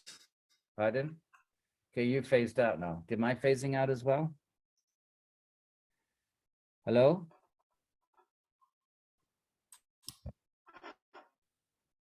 Can you hear me? I think you might be cutting. Professor. Yeah, I'm going to go sit downstairs, all right? So just hang on. I'm not going to close the computer. I think you're back now, Professor Bryant. I just get you off of mute? Shall I go sit downstairs? Perhaps, yeah. It's a couple times now in the last few minutes.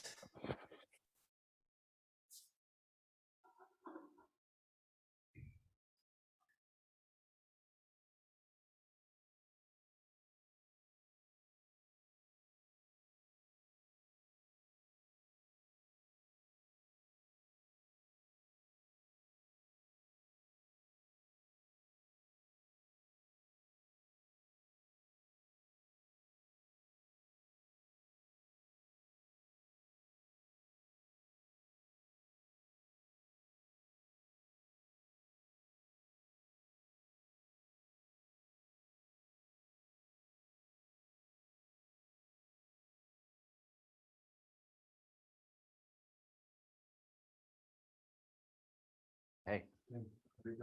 No, it's still in class. It's just I wasn't getting reception up there. It's fading in now. Got be another hour or so. All right, let's get back to the text. And Professor, I might have found a definition similar to what you're looking for. So this is the Cambridge Dictionary. It says something without which something else would not happen. Okay, great.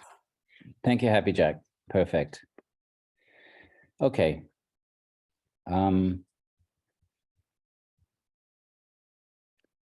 So, all right.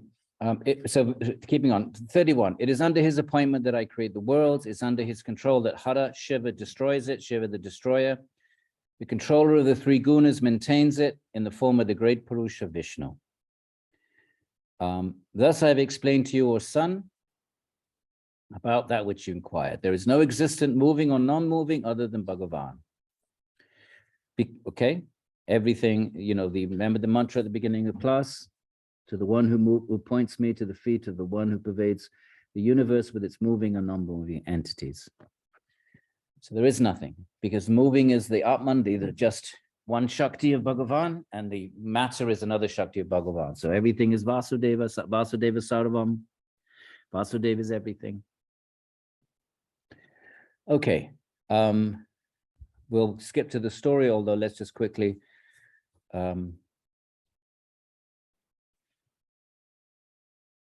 okay, let's read this. Although I am the keeper of sacred law, right? The Vedas are articulated by Brahma in the beginning.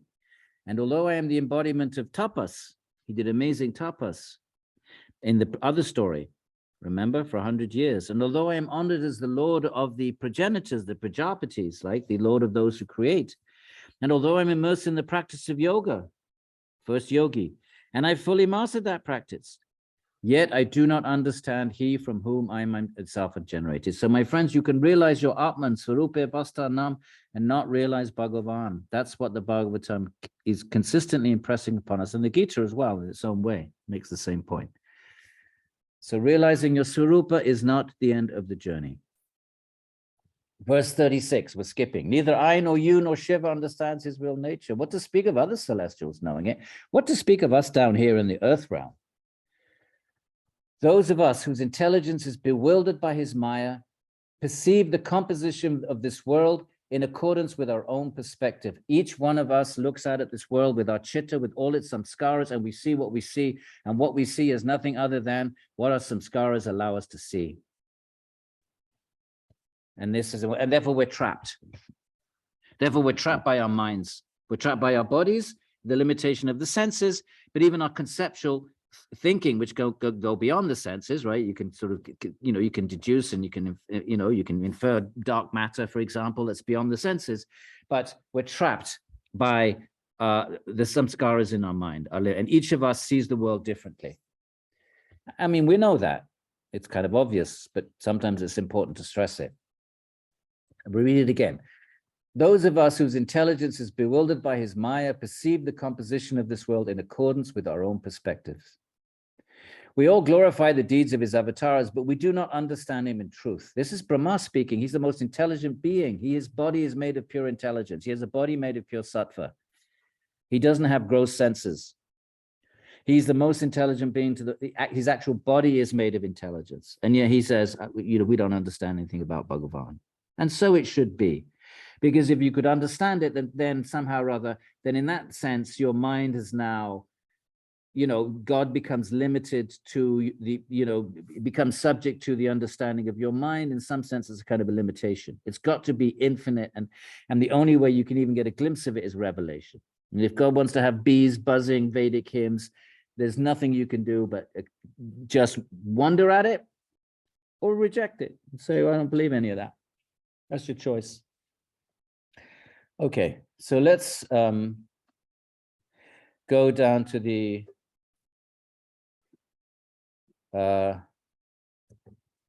we can come back to some of this, but let's go to the second story. But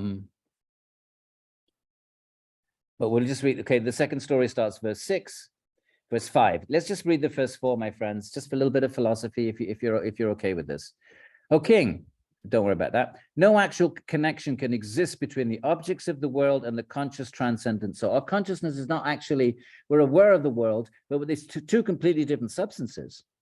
All of this suffering, happiness, distress, experience, all of that's going on in the world of matter. Consciousness is actually pure. It's above all pain.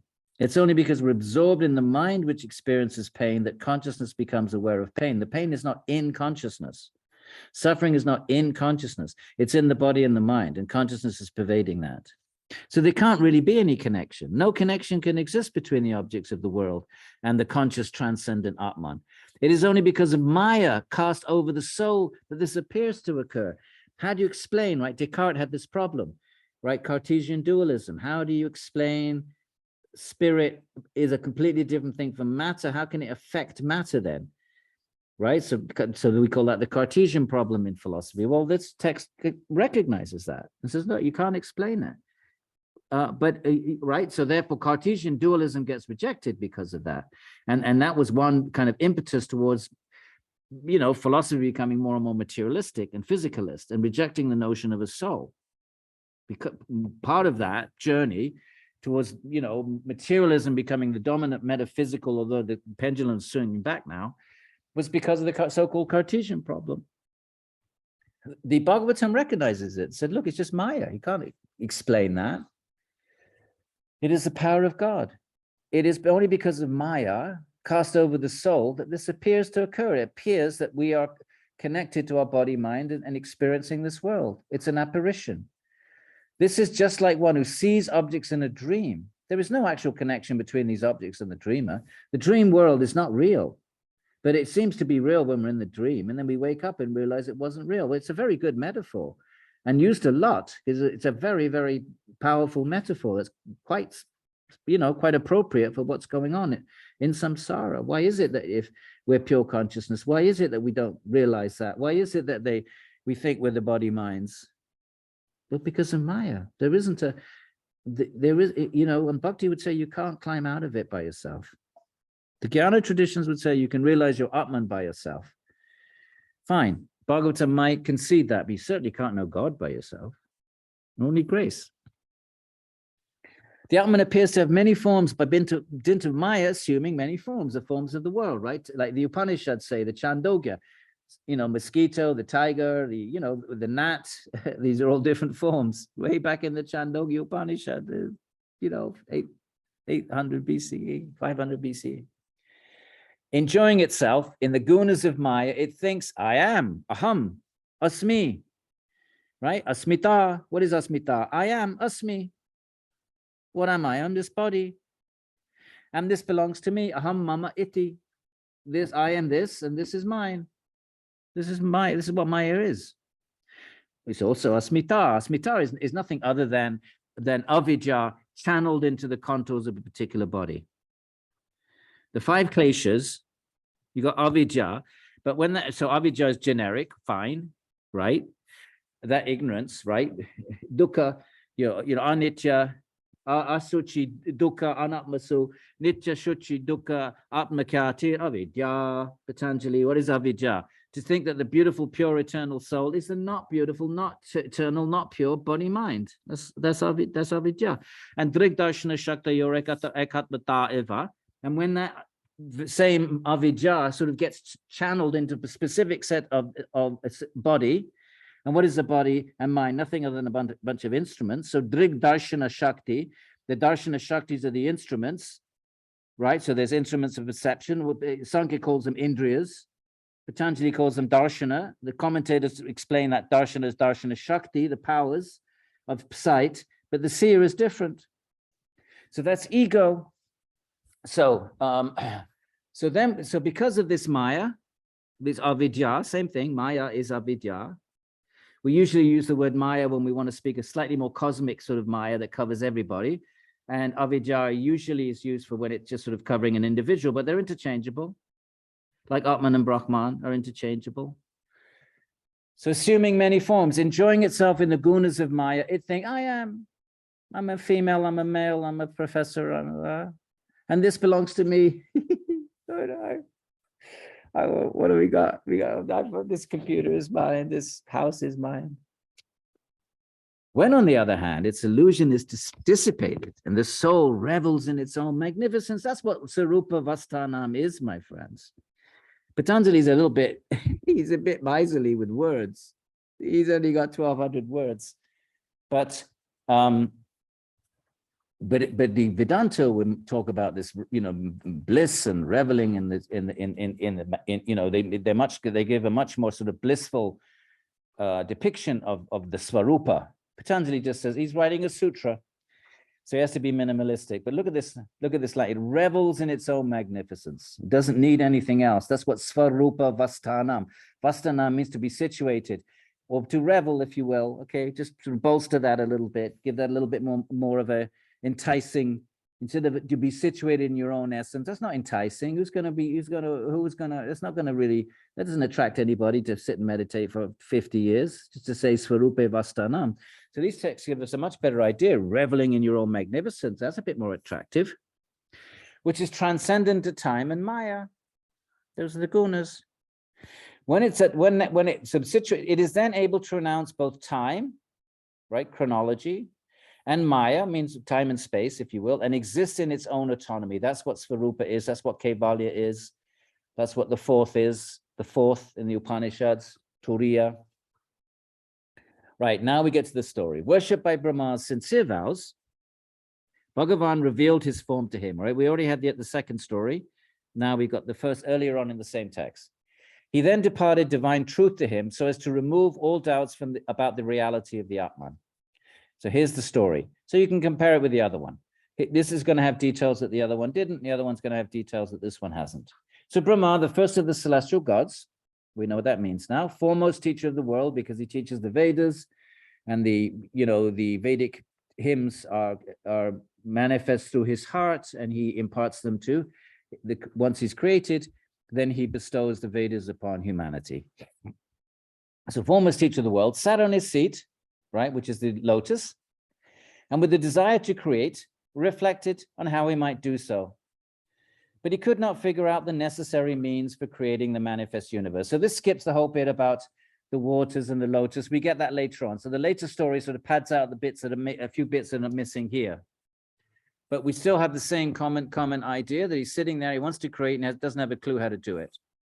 So one day, as he was deliberating in this way, the great Lord Brahma heard a voice. Oh, there's the water. So we get a bit of a sense of water here. So that gets expanded upon in the second story.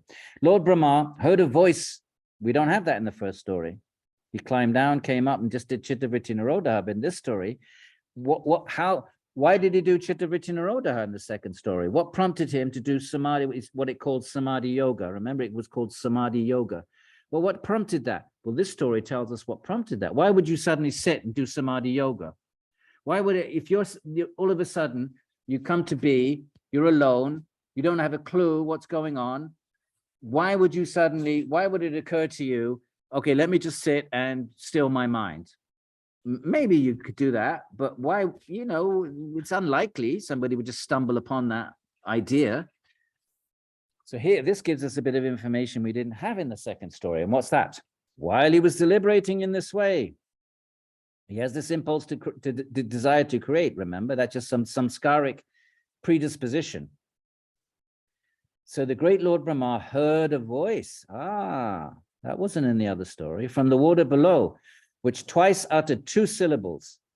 They are the 16th and the 21st letters of the Sanskrit alphabet. And the 16th letter is ta, right? Ka, ka, ga, ga, nga, cha, cha, ja, cha, nya, ta, ta, da, da, na. Here it is. Ta, ta, ta. That's the 16th. Ta, ta, da, da, ma. And here it is, the 21st. Pa, pa, pa, ba, ba, ma. So the 16th and the 21st, put them together, you get tapa, tapas. So he heard a voice, and it consists of these, isn't it called? These two letters of the Sanskrit alphabet. This word is the wealth of the ascetics, right? What is the wealth of the ascetics, right? You have wealth, right? Some people think wealth is, well, I got money in the bank. Some people's wealth is, they think, oh, I'm very beautiful. I'll be able to use my beauty to seduce the world and gain and exert power in the world. So what is the wealth of an ascetic who's given up the house, given up wealth, given up any kind of liaisons with any kind of romantic notions, given everything up? Well, what's the wealth there then? Tapas is the wealth of the ascetics. And that's actually how you get powers as well. The non-yogis, their tapas gives them siddhis. But of course, the real yogis don't want cities. Okay, this is the wealth of the ascetics. So he hears this, these two sounds. Upon hearing this, Brahma looked all around, striving to see the speaker. So we still have the sense of his looking around, right? So maybe that, the other story said that's how he got his 4 heads. So, the two stories I think harmonize nicely. They kind of dance around each other. Upon not seeing anyone else there, he got up from his seat and decided that the voice had been from his benefit. Now you could say, well, how did he know what it meant if no one had taught him language? Well, they obviously then you read the commentators. That's what the commentators do. That's what commentators do. That's what a commentary does. If there's some kind of tricky question that is produced from the primary text, the commentator's dharma is to explain it. So then the question might come, so someone, the commentator engages tricky questions. So the tricky question might be, hang on a minute, he's the first created being, no one's around. How does he understand what tapas means? So the commentator will say something like, well, remember, he did come from a past cycle. So, he did have language, it was embedded in his mind, as all memories are from all previous lives. And so somehow or other, when he heard those sounds, it triggered like a deja vu experience. It triggered off semantic meaning. So the commentator would say something like that to explain. That's what the commentators do. They resolve anomalies, apparent contradictions, and questions like that. That's the dharma of the commentator. That's why we always read, when you study traditional texts, you always read them with the bhasha. You always read them with a traditional commentary. You never read a text by itself. Some texts is impossible to read without a commentary, like Yoga Sutra, Vedanta Sutra, impossible. You cannot construe meaning, Vedanta Sutra, without commentary. But even texts like the Bhagavatam, which you can construe meaning, you still read the commentators. They're going to unpack it in marvelous ways and add additional insight and draw out additional flavors. And then iron out tricky questions like that one.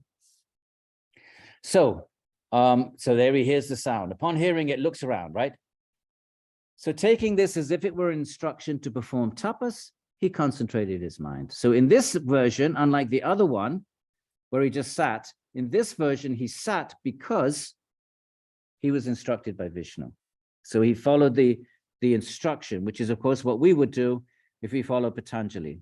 What's Kriya Yoga? What's the first word of Kriya Yoga? Chapter 2, Patanjali, tapaha, tapas, svadhyaya, ishvara pranidhanani, Kriya Yoga. So that's, if we accept that, then we're doing what Brahma did. We're accepting instruction. And that's, of course, any yogi is following a path of yoga. Well, that path of yoga is formed by the instruction. Path of yogas don't drop out of the sky. They are determined by the texts and by the teachers. And those are words. So Brahma too, you heard the words, tapas. Okay, we doing all right? We've got another 15 minutes. Are we okay? Everybody all right? Then we'll take questions. I don't know if this is long or if it's too much for you. So, but remember why we're reading the story? Well, because it's cool, but also because he's the first yogi. And here, this is why. He's the first one to do the tapas. Remember the Kriya Yoga, what's the first thing you have to do is tapas. So he did tapas. With his breath and mind under control, and with both sets of senses restrained, right? So that means what? Pratyahara. What are the two sets of senses? The karmindriyas and the gyanindriyas of Sankhya. What's breath under control? Pranayana. What's mind under control? Well, that's dharana or dhyana or samadhi or chittavritti nirodha. They're all different forms and expressions of this mind being under control. So with all of that, he performed tapas for 1,000 years. So the other one said 100 years. So this is the kind of thing. So then the commentator will say, well, hang on. The other text says 100 years. This one says 1,000 years. That's a contradiction, and the commentator will have to resolve it because you can't say it's wrong because it's a sacred text. So you can't say, oh, it was a mistake. Can't do that, because if there's one mistake, maybe there's 10. If there's 10, maybe the whole thing is a mistake. So you don't want to do that. Whether you're a Christian traditional Christian theologian or Islamic theologian or anything, you can't. You have to. Your job is to uphold and support the integrity of the text. So what do? You say, oh well, 100 years means 100 celestial years, which is 1,000 mortal years. So you come up with something like that, and it's a rational explanation, and it sort of it irons over a potentially tricky thing. That's what the commentators do. One of the things they do. And there's still people doing this, my friends, like me. All right. So he did tapas for 1,000 years. Brahma, the greatest performer of tapas from all those who perform tapas, that's why he's the first yogi, engaged in tapas, illuminating all the world. And now we have the same, now it's the same thing. God reveals himself. Worshipped in this manner, Bhagavan revealed his personal abode. But here, he doesn't just reveal his form, but his actual abode, the kingdom of God, which is in Brahman. So you can either, if you attain Brahman, you either attain formless Brahman or the Brahman with form. But it's all Satchidananda, no Prakriti. It's beyond the gunas. So the formless Brahman is your own Atman. It's just infinite, blissful, eternal Satchidananda. But there's also, remember, God has a form, and then there are divine, infinite divine realms where all the liberated bhaktas, not the gyanis, not the yogis. The gyanis and yogis, they seek their own Atman, so they get their own Atman. You get what you seek. There's no judgment. The bhaktas seek God, so that God has a divine realm, which we'll read about in a second. Everything made of pure consciousness. Just keep that in mind. Like Plato's cave, this is a reflection of that. Makes perfect sense. This world is a reflection of the divine world. You want to know what the kingdom of God looks like in Bhagavata? Here's coming up. Bhagavan revealed his personal abode to Brahma, extolled by men who have realized their own true self. So those who have realized their Atman, they realize there's something beyond that. So those who, it's making a point here. It's extolled by men who have realized their own Atman, which means what? They've realized their own Atman is not the end of the journey. It's not the highest truth. It is an ultimate truth, but not the ultimate truth. It's a ultimate truth. It's the ultimate truth of your being. But that's not the ultimate truth of all being. That's Bhagavan. Extolled by men who have realized their own selves. Vaikuntha is the name of the kingdom of Vishnu. That of Krishna is Goloka. Vaikuntha is the supreme place. There is nothing higher that exists. It is free of all suffering, illusion, and fear. In other words, it's beyond the attainment of your Svarupe Vastanam Atman. No gunas, Rajas and Tamas do not prevail there, nor Sattva tinged by either of them. In other words, it's not made of anything we know of. So then we just have to describe it like the first story, like Emerald Mountain with gold tops. You just stuck with your clumsy worldly metaphors, because Rajas and Tamas do not prevail there, nor Sattva. Everything we know of and recorded in our mind is made of the gunas. So when we want to describe something, we pull out adjectives and metaphors from our gunas, from our samskaras made of the gunas. So we're going to talk about emeralds and mountains of gold. But that's obviously not, that's just an unsatisfactory but sincere attempt to try to convey something, which is better than not saying anything. Time has no sway there, no death, no Maya, no illusion. Everybody is aware of their, except in Krishna's realm, where there's Yoga Maya. That's even higher than Vaikuntha for the Krishna folks, but that's a story for another day. So time, there's no sway there, no Maya. What then to speak of anything else? The attendants of Hari there are worshipped by both gods and demons. Those attendants, the devotees of Hari, have brilliant dark hues and lotus petal eyes. They have forms, beautiful, transcendent. These are not celestial forms. Celestial forms are are prakritic. They're still made of Rajas, Sattva, and Tamas. They're just much higher than our forms. These are pure spiritual, meaning Brahman forms. And they all look like Vishnu. There's no difference.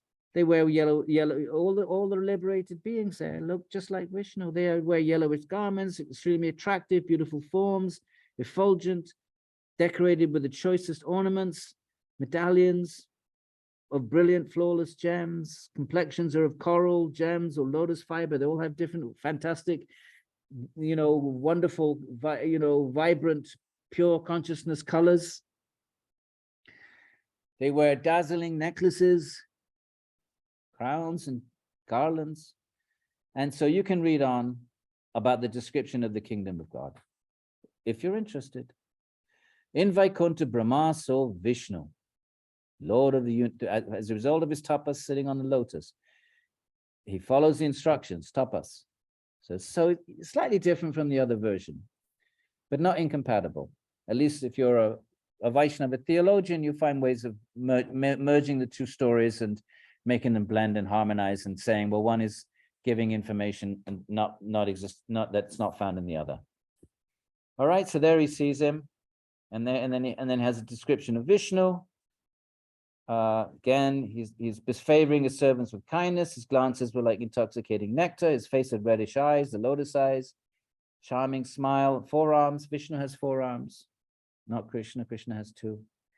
The Supreme Being was sitting. This is the throne of God, the pearly gates and all of that. This is what it is in the Bhagavatam. Is situated on an invaluable throne, surrounded by his all his Shakti powers, his 4, 16, and 5 Shakti powers, and you look at the footnote, it'll tell you what they are. He's endowed with his inherent opulences, and so on. So Brahma, the secondary creator of the universe, was overwhelmed inside with bliss at this side. His body experienced ecstasy, and his eyes were brimming with tears of love. He offered obeisance to the lotus feet of Vishnu in accordance with the practice followed by the great Paramahamsa saints. He followed the namaha and the obeisances that are established. In temples, you see people doing full obeisance to Bhagavan. All right. And so that's the second story. And we it's almost time. So why don't we take questions? And what do you think of that? I have no idea what was going on in your minds. What do you think of that? Teresa, tell me, what do you think of that, Teresa? What do you think of Brahma's vision of God and his tapas? I think that this is a very beautiful story. Yeah. And that it, especially the second one, is kind of a little more poetic in the terms that it describes the bhakti relationship, how one thing takes to another, and then even the secondary creator of the universe becomes overwhelmed by this different approach to the Supreme Being. So it's very inspiring from a very little, and our perception is very limited, but it is very inspiring that there's that hope of that kind of window that is completely out of academic understanding or any other thing. Is just pure love and is within. So it's really lovely. Thank you so much, Edwin. So that was a beautiful. Thank you so much. That was very well said. Does anybody want to share any thoughts or ask any questions or make any comments or to say anything? I have a question, if I may. I guess I always bring it back to kind of practical. So thank you so much, Professor Bryant, for sharing the lecture. And I'm asking this question, I'm joking a little bit, but the question is, am I going crazy? So here's the deal, right? Every day I'm doing this daily sadhana, these practices, the morning puja and chanting japa, now preparing food like prasadam and studying Sanskrit, reading the Bhagavatam daily. It feels so good. It feels so right. I love it. I feel like I'm in the flow. I feel like life is amazing. And anyways, so that all feels so good. And if my parents or my brother or my sister or people in my life outside of this bhakti world knew what I was doing at 5 a.m., with my japa, they'd probably think I lost it. So that's just like another kind of interesting thing. And I'm just curious, like when I do go to temples though, like for example, ISKCON or a temple like that, aspects of it that I love very much, and it's a little bit outside of my comfort zone. Some of the practices, some of the the shaved head with the hair, tuft the hair on the back. So it's still a little bit outside of my comfort zone. And I guess I'm just curious, is this normal? Like I feel like since I've known you, since I've been on this path, like it's like my heart is opening slowly, but it's not like a all in 100%. And I know you talk about it can't be 99%, no 50-50, right? We got to be 100% in. And I guess from your experience, could you share if it was slow like that for you, or Or also, is there somewhere in the texts where it actually says like, hey, it's going to slowly happen. Don't expect for it to go like this. Yeah, absolutely. At the end of the chapter, lots of places where it says shigrena, then slowly. So for example, at the end of chapter 6, when Arjuna says, well, what happened to the yogi who doesn't finish and falls off the path a little bit, has faith, shraddhavan, has faith, but doesn't complete it. Then what happens to that yogi at death? Isn't he not lost like a driven cloud? He started but didn't really enjoy the world because he's trying to do yoga, so he wasn't really, did some control of the senses but didn't make it.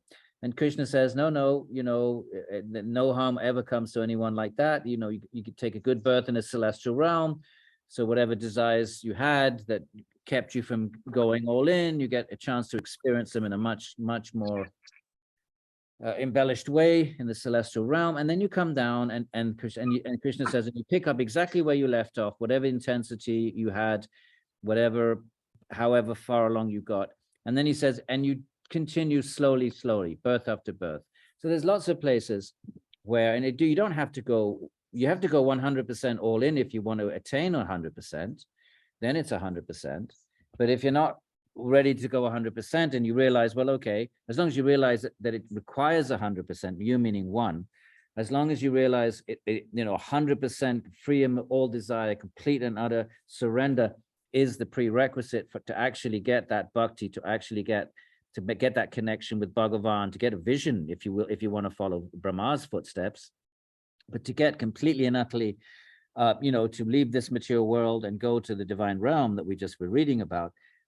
As long as you realize that requires 100%, and as long as you're honest and say, okay, I recognize that, I'm not going to change the philosophy, I'm not going to sort of lower the bar, I understand what the bar is 100%, but this is what I can do, this comes comfortably to me right now, I'm not going to shave my head, that little tuft of hair at the back is weird, no, not for me. Then of course you chug along, and whatever's the leftover from you do 50%, and you feel joy and you feel bliss, and the other 50%, what happens is you start losing interest in that. You start realizing this is not really, so it goes hand in hand. Devotion to dedication to the practices goes hand in hand with becoming, with beginning to realize, with losing the ability to imagine there's happiness in the material world. You lose the ability to imagine that. You realize there's no happiness in the world. When I'm not doing my practice, and when I'm trapped in my body, mind, self, when I go out on the town, try to find happiness, body, mind, you go home and you realize, what, that wasn't really particularly satisfying. That really wasn't, So the two things go hand in hand. The increase in the dissatisfaction of worldly, sensual, and sort of, avidya type quests, you become dissatisfied with that. So the increase in dissatisfaction, that goes hand in hand with increase in devotion, in application to the path. You have to, the more you apply, it means the more you realize the futility of seeking happiness in the body, mind, false you, the avidya you. So I wouldn't get distraught at all, because then you get all caught up in chitta vritti. I would just enjoy the practices, try to keep them as disciplined and regulated as you can. And then when you're not doing your practices, and even when you're on the town and you're going out for you're going out for body, mind kinds of, just keep your higher self witnessing the whole time. Keep the little voice in your head, keep that little camera on, the little buddhi camera, watching your lower self when your lower self is trying to find happiness in some sensual experience or some some ahankara experience, asmita experience. Keep your intelligence witnessing it, and you realize, what, this is not really, it's not the deep level truth that I seek. So the sarvam dukkam goes hand in hand with sarvam vasudeva sarvam vasudevam sarvam iti, realizing the futility of seeking pleasure in the world. slowly that realizations deepens. It's not going to happen overnight. We've had beginningless lifetimes. We've been seeking pleasure in the bodies of tigers and gnats and worms and trees. So the realization of disillusionment with finding happiness in the world goes hand in hand with as that was become more and more disillusioned, we refocus our attention on our practices, and they become deeper and deeper, and you get this wonderful, and you get the experiences that you're undergoing. As regards to the parents, all devotees in the 60s, there was this big, cult scare after the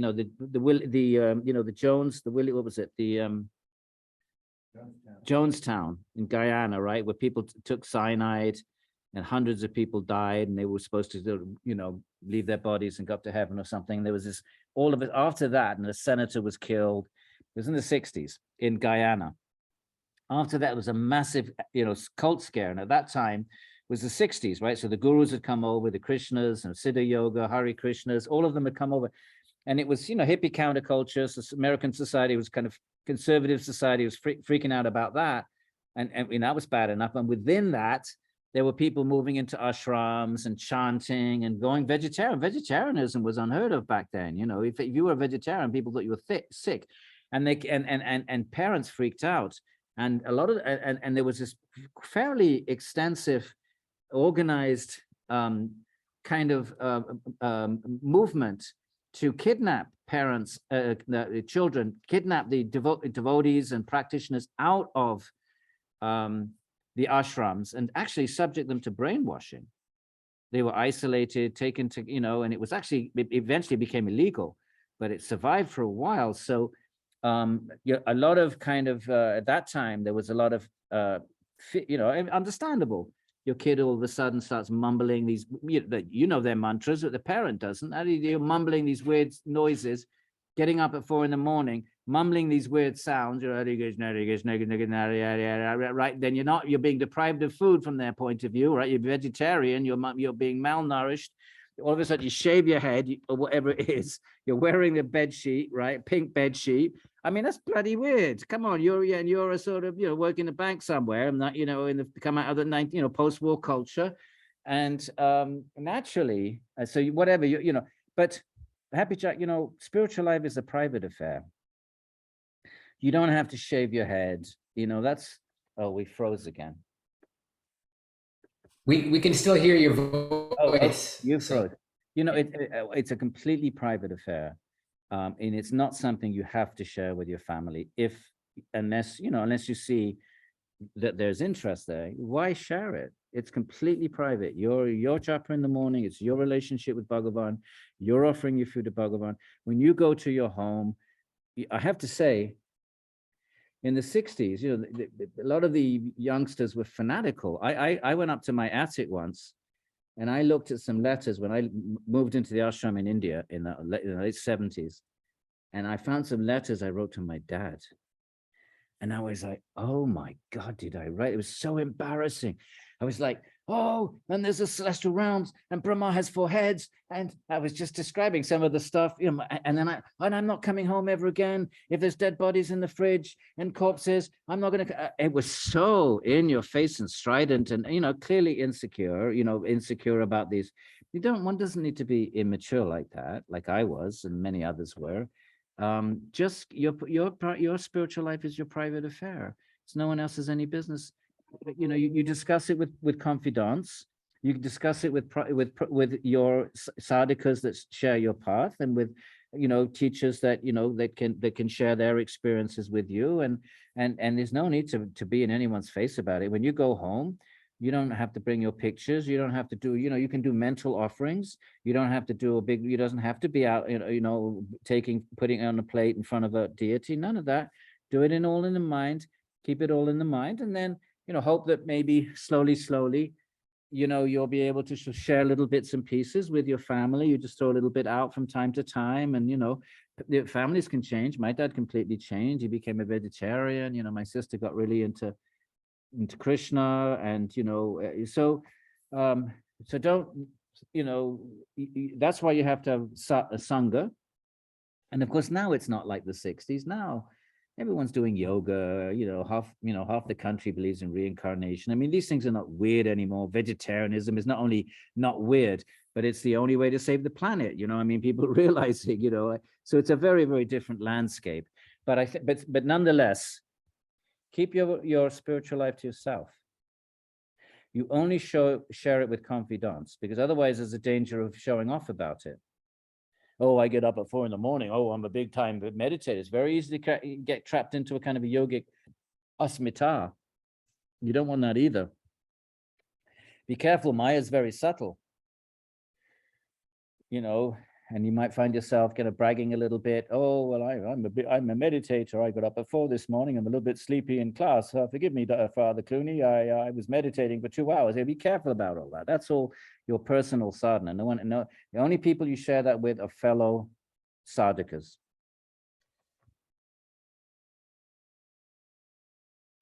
Perfect. Thank you so much. Many years to learn that. I was always a kind of show-offy kind of person, and that was a big, it took me years to realize how much I was trapped in this big bhakta asmita, and it took humility. Yoga, bhakti is all about humility, and it's your personal relationship with Bhagavan, yours. Your japa is your pillow talk time with Bhagavan. It's pillow talk. You're whispering in the name of your beloved and absorbing your mind in that. No one else has got any business interfering, even knowing about that, except fellow sadhus. I mean, I mean, you might have 3 or 4. In my life, I've been doing this almost half a century now. I probably have 3, 4, or 5 confidants that I really, really share my heart, my spiritual heart, and my challenges and my views and visions of within my tradition. You'll be lucky if you have a small, then they'll be lifelong. Those kinds of confidants are lifelong. But don't think there's going to be, you go to kirtan and everybody sing along, that's fine. There might be tons of people there, but I'm talking about really, really sharing your heart, your struggles, your challenges, and your blisses. Very few people that you would do that with. Be careful about not being, it's good to be happy, Jack, but don't be blissful, Jack, in public space when it comes to, I'm being facetious, but don't be, all of us, don't be throwing your experiences out in the marketplace. They're a very personal thing. Otherwise and then they're taken away. Then you lose them. Even with the siddhis, you get siddhis. One of the things about siddhis, first of all, yogis don't want to ever, they're not interested. Even Patanjali says they're not interested. But one thing about siddhis is if those who are interested, if they start using them, they lose them. They lose the Shakti. So bhakti is personal relationship with Bhagavan, and it's personal. The minute we start talking too much about it, we run the danger of kind of bragging a little bit, even subtly, even benevolently, but there's a danger there. Or then it's no longer for Bhagavan. Then it starts to become an ego thing. We're putting on a show. And that's the problem with ISKCON and institutions. Because in institution, you want to show your fellow, I'm doing this and I'm doing that, and I got up earlier and I chanted 64 rounds and I did this and I did that, all of that. Then it's no longer for Bhagavan. It's no longer, it's very diluted bhakti. It's always still bhakti, but it loses a lot of its potency. Yeah. You always have great questions, Happy Jack. Well, you always got great answers. Thank you. Jessica has her hand up in case you don't see. Jessica, yeah. How do I get the... I can lower my hand if that helps. No, I'm just going to figure out how to... Okay, what if I click this here? No, it doesn't do anything. That doesn't do anything. That doesn't do anything. That doesn't do anything. That doesn't do anything. Go ahead, Jessica. Well, thank you. Thank you for another amazing Friday evening. I guess just curious, I guess it's Happy Jack's question there relating to family. And on the other side of that, like he was speaking about, I guess, your siblings and parents. But on the other side of that, of being a parent, what, I guess it's maybe just more an opinion for you. What's your opinion on how do you instill, or what do you feel is even maybe like your dharma as a parent being a spiritual guide, without it teetering on again, like discerning for yourself the secret and the sacred, and the dogma, or the analytical side and frameworks of practice, and keeping that, keeping bhakti in that space wasn't something I was planning on asking, because, as you were answering him, my thought was like, for my children, like I really also have a very discerningly private practice that is not shared with them. But then there's also this, I feel, responsibility to bring this to them. So I just was curious your thoughts. Yeah. That's a beautiful question. There is a verse in this, the same Bhagavatam. I actually memorized it once. Guru na sasyat, svajani na sasyat, daiva na sasyat, something na sasyat, namoksha yedya samupeti darya. One shouldn't be a parent. One shouldn't be a celestial. One shouldn't be a guru. One shouldn't be a teacher if you cannot deliver those who are dependent upon you, if you cannot deliver them from birth and death. So the dharma of the parent is not just the mature well-being of the child, but you have temporarily now are the guru of the child. You're a guru of the child. You're the child's first guru. And part of that dharma of that is to instill a spiritual, some kind of spiritual understanding. And so my experience, I never lived with my daughter. I used to fly out to once a month, and I'd have a long weekend. I'd fly from Newark to San Francisco. It was a whole day just to get there. But I made it, you don't force it too much, and the other parent was, antagonistic. So that could be a problem there. But I just, would do my pujas. I would let my daughter crawl around, and I would let her get involved. And I would, even though strictly speaking, you really do orthodox puja, it's all taboo, and, cleanliness, and don't touch anything with your left hand and all of that. I suspended all of that with my daughter. I let her crawl about and touch things and ring the bells and offer the incense. And we had kirtan on all the time, and I would take her to kirtans, and then I would read their little Krishna stories. So there's a lot of good children's books now, which are fun. They're fun to read. So, but don't push it, because if you push, the minute you see any kind of resistance, you've got to back off, because otherwise it creates a dvesha, which is a resistance in the mind, an unpleasant memory. And you don't want that, because that will only grow. So it's a very delicate, and you, of course, as a parent, so what you can do is offer all your food. Your kids don't have to, they can, and that's fun. You can, you can have a whole little ritual, and you get the kids to put it on the shelf and ring the bells and offer it. So was never a problem there. You can read stories to them.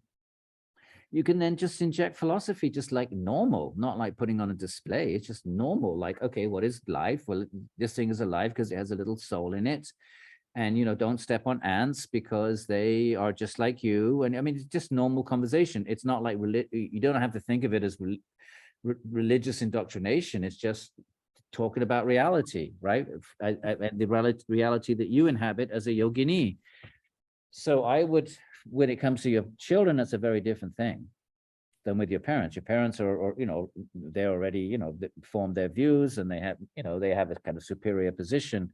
So they're not, so then you have to be delicate with your parents, but, that's not to say your parents, they could be interested. I mean, my sister became very interested, and my dad became a vegetarian. He would be very respectful, but, he never subscribed to the Krishna Bhakti or anything, but he was very respectful. But with the kids, it's a little bit different, because they're under your jurisdiction, and and the dharma of the parent, of the yogini parent, there's a dharma there, and I quoted you the verse, is to guide that your being, because you only have that kid, what are you going to have, 30, 40 years before you're dead, or whatever it is, 50, or whatever it is, give it 80, but you're dead, right? And then your kid's by itself. Where's it going to go when it dies? So you have some dharma to try to, and you can't, it's a free will, you can't force it. That is a free being. Just because it came out of your body means nothing. You don't know where that being has been since beginningless births, before it became your child. So the fact that it came out of you means nothing. There's just a tiny little bit of karma that overlapped, that it was your child right now. But, in 10 lives, even next time, you won't even know who that child is. There's a beautiful story in the Bhagavatam about a child dies, and the parents are freaked out. Oh, the child has died, and they're wailing. And Sage Narad, the same Narad, he comes down, with his companion. He says, why are you wailing? Oh, my child, a child. He just died. And Narada says, okay, well, I'll bring the soul back, but I warn you, it will be the cause of your great happiness and great distress. And they didn't hear the last bit. They just, oh yeah, bring a child, bring great, wonderful, wonderful, wonderful. So Narada then brings the Atman of that child back into the dead body, and the body sits up. And the mother and father, oh, and they embrace him, and the child just looks at them coldly. The reanimated body looks at them. Who are you? And the mother, oh, but we're your parents, you're your father. Which parents are you? I have had unlimited parents. Which parents are you? And what right do you have to bring me back from my natural journey? I mean, just cold words of jnana. And then of course that, that was their lesson, so, but that's a powerful teaching. So if you really want to, so you're a guru as well as a mother in the dharmic sort of material sense to look after their education and their health and their, their well-being and their food and all of that. But you're the guru. You just have to be wise about it and not, force anything. Maybe one of your kids will be more into the other. Then, you can't control that because your children are free agents. And you don't know, they may have been atheists and cannibals for 10 life. I'm being ridiculous to make the point. I'm being rhetorical. And the other one might have been a great celestial being and a fantastic yogi or yogini for 10 lives. You don't know who you've got. So you just work with them according to as much as you can, no forcing, no, try to create a jolly culture, take them to kirtans and let them run around and dance, and don't force them to sit and chant. If they want to run around with the other, I don't know how old they are.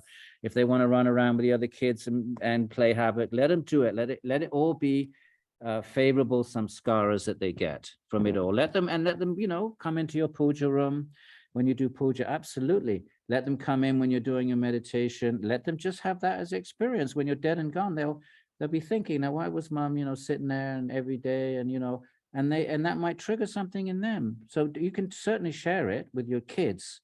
So what I was saying to Happy Jack was not what doesn't apply to your kids. Yeah. Well, the quote is quite beautiful. The verse, thank you, because I've struggled with a couple of things. I mean, just religion was, really pushed onto me early on without as much choice involved. And I appreciate that, the role that it played in my spirituality. But I think I really tried to, in the effort of being sovereign, to also maybe not embody as much of it as I can with my kids. I've been kind of free schooling them for 4 years. We just moved back to the States, and today was their first official day back in the institutions. So obviously a lot of things have been coming up. Brahma, yeah, for kids. How old are the kids? My oldest is 16 and my youngest is 10. Yeah. So they're not running around during kirtan anymore, but they were for years. They grew up in Sri Lanka and in India. And so we've been, here and there. But I think now, they're what's the word I'm looking for? They're crushing on some of these Western, offers that they haven't been exposed to. And I just want to make sure that, I allow that fun and flirtation with things, but also to maintain a good example of what we value. And the other thing is there's really good books now, more and more for different age groups. There's a really first class, it might cost a little bit, trilogy on the Rama story, and which might be just about right for the 16-year-old. Amazing. So, yeah, it's a trilogy, and it's by, the wife of the Mayapuris, Kirtan. Well, the wife, she's part of it. She does the dancing, and I forget her name. She's Swedish. She just came out with a trilogy, absolutely magnificent, which I think would be, it's so beautiful pictures.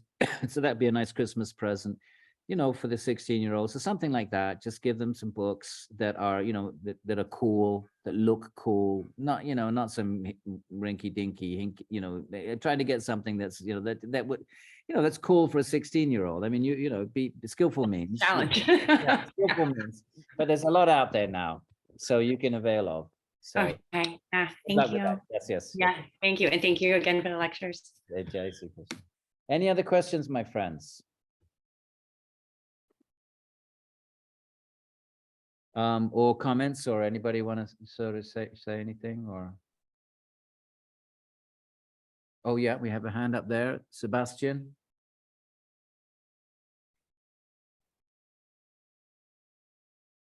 I think you're muted, Sebastian.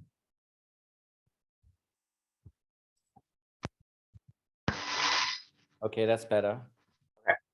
So in the same line as the question from Happy Jack about wanting to be more involved in this, maybe not 100%, but maybe 70 and 80 and more.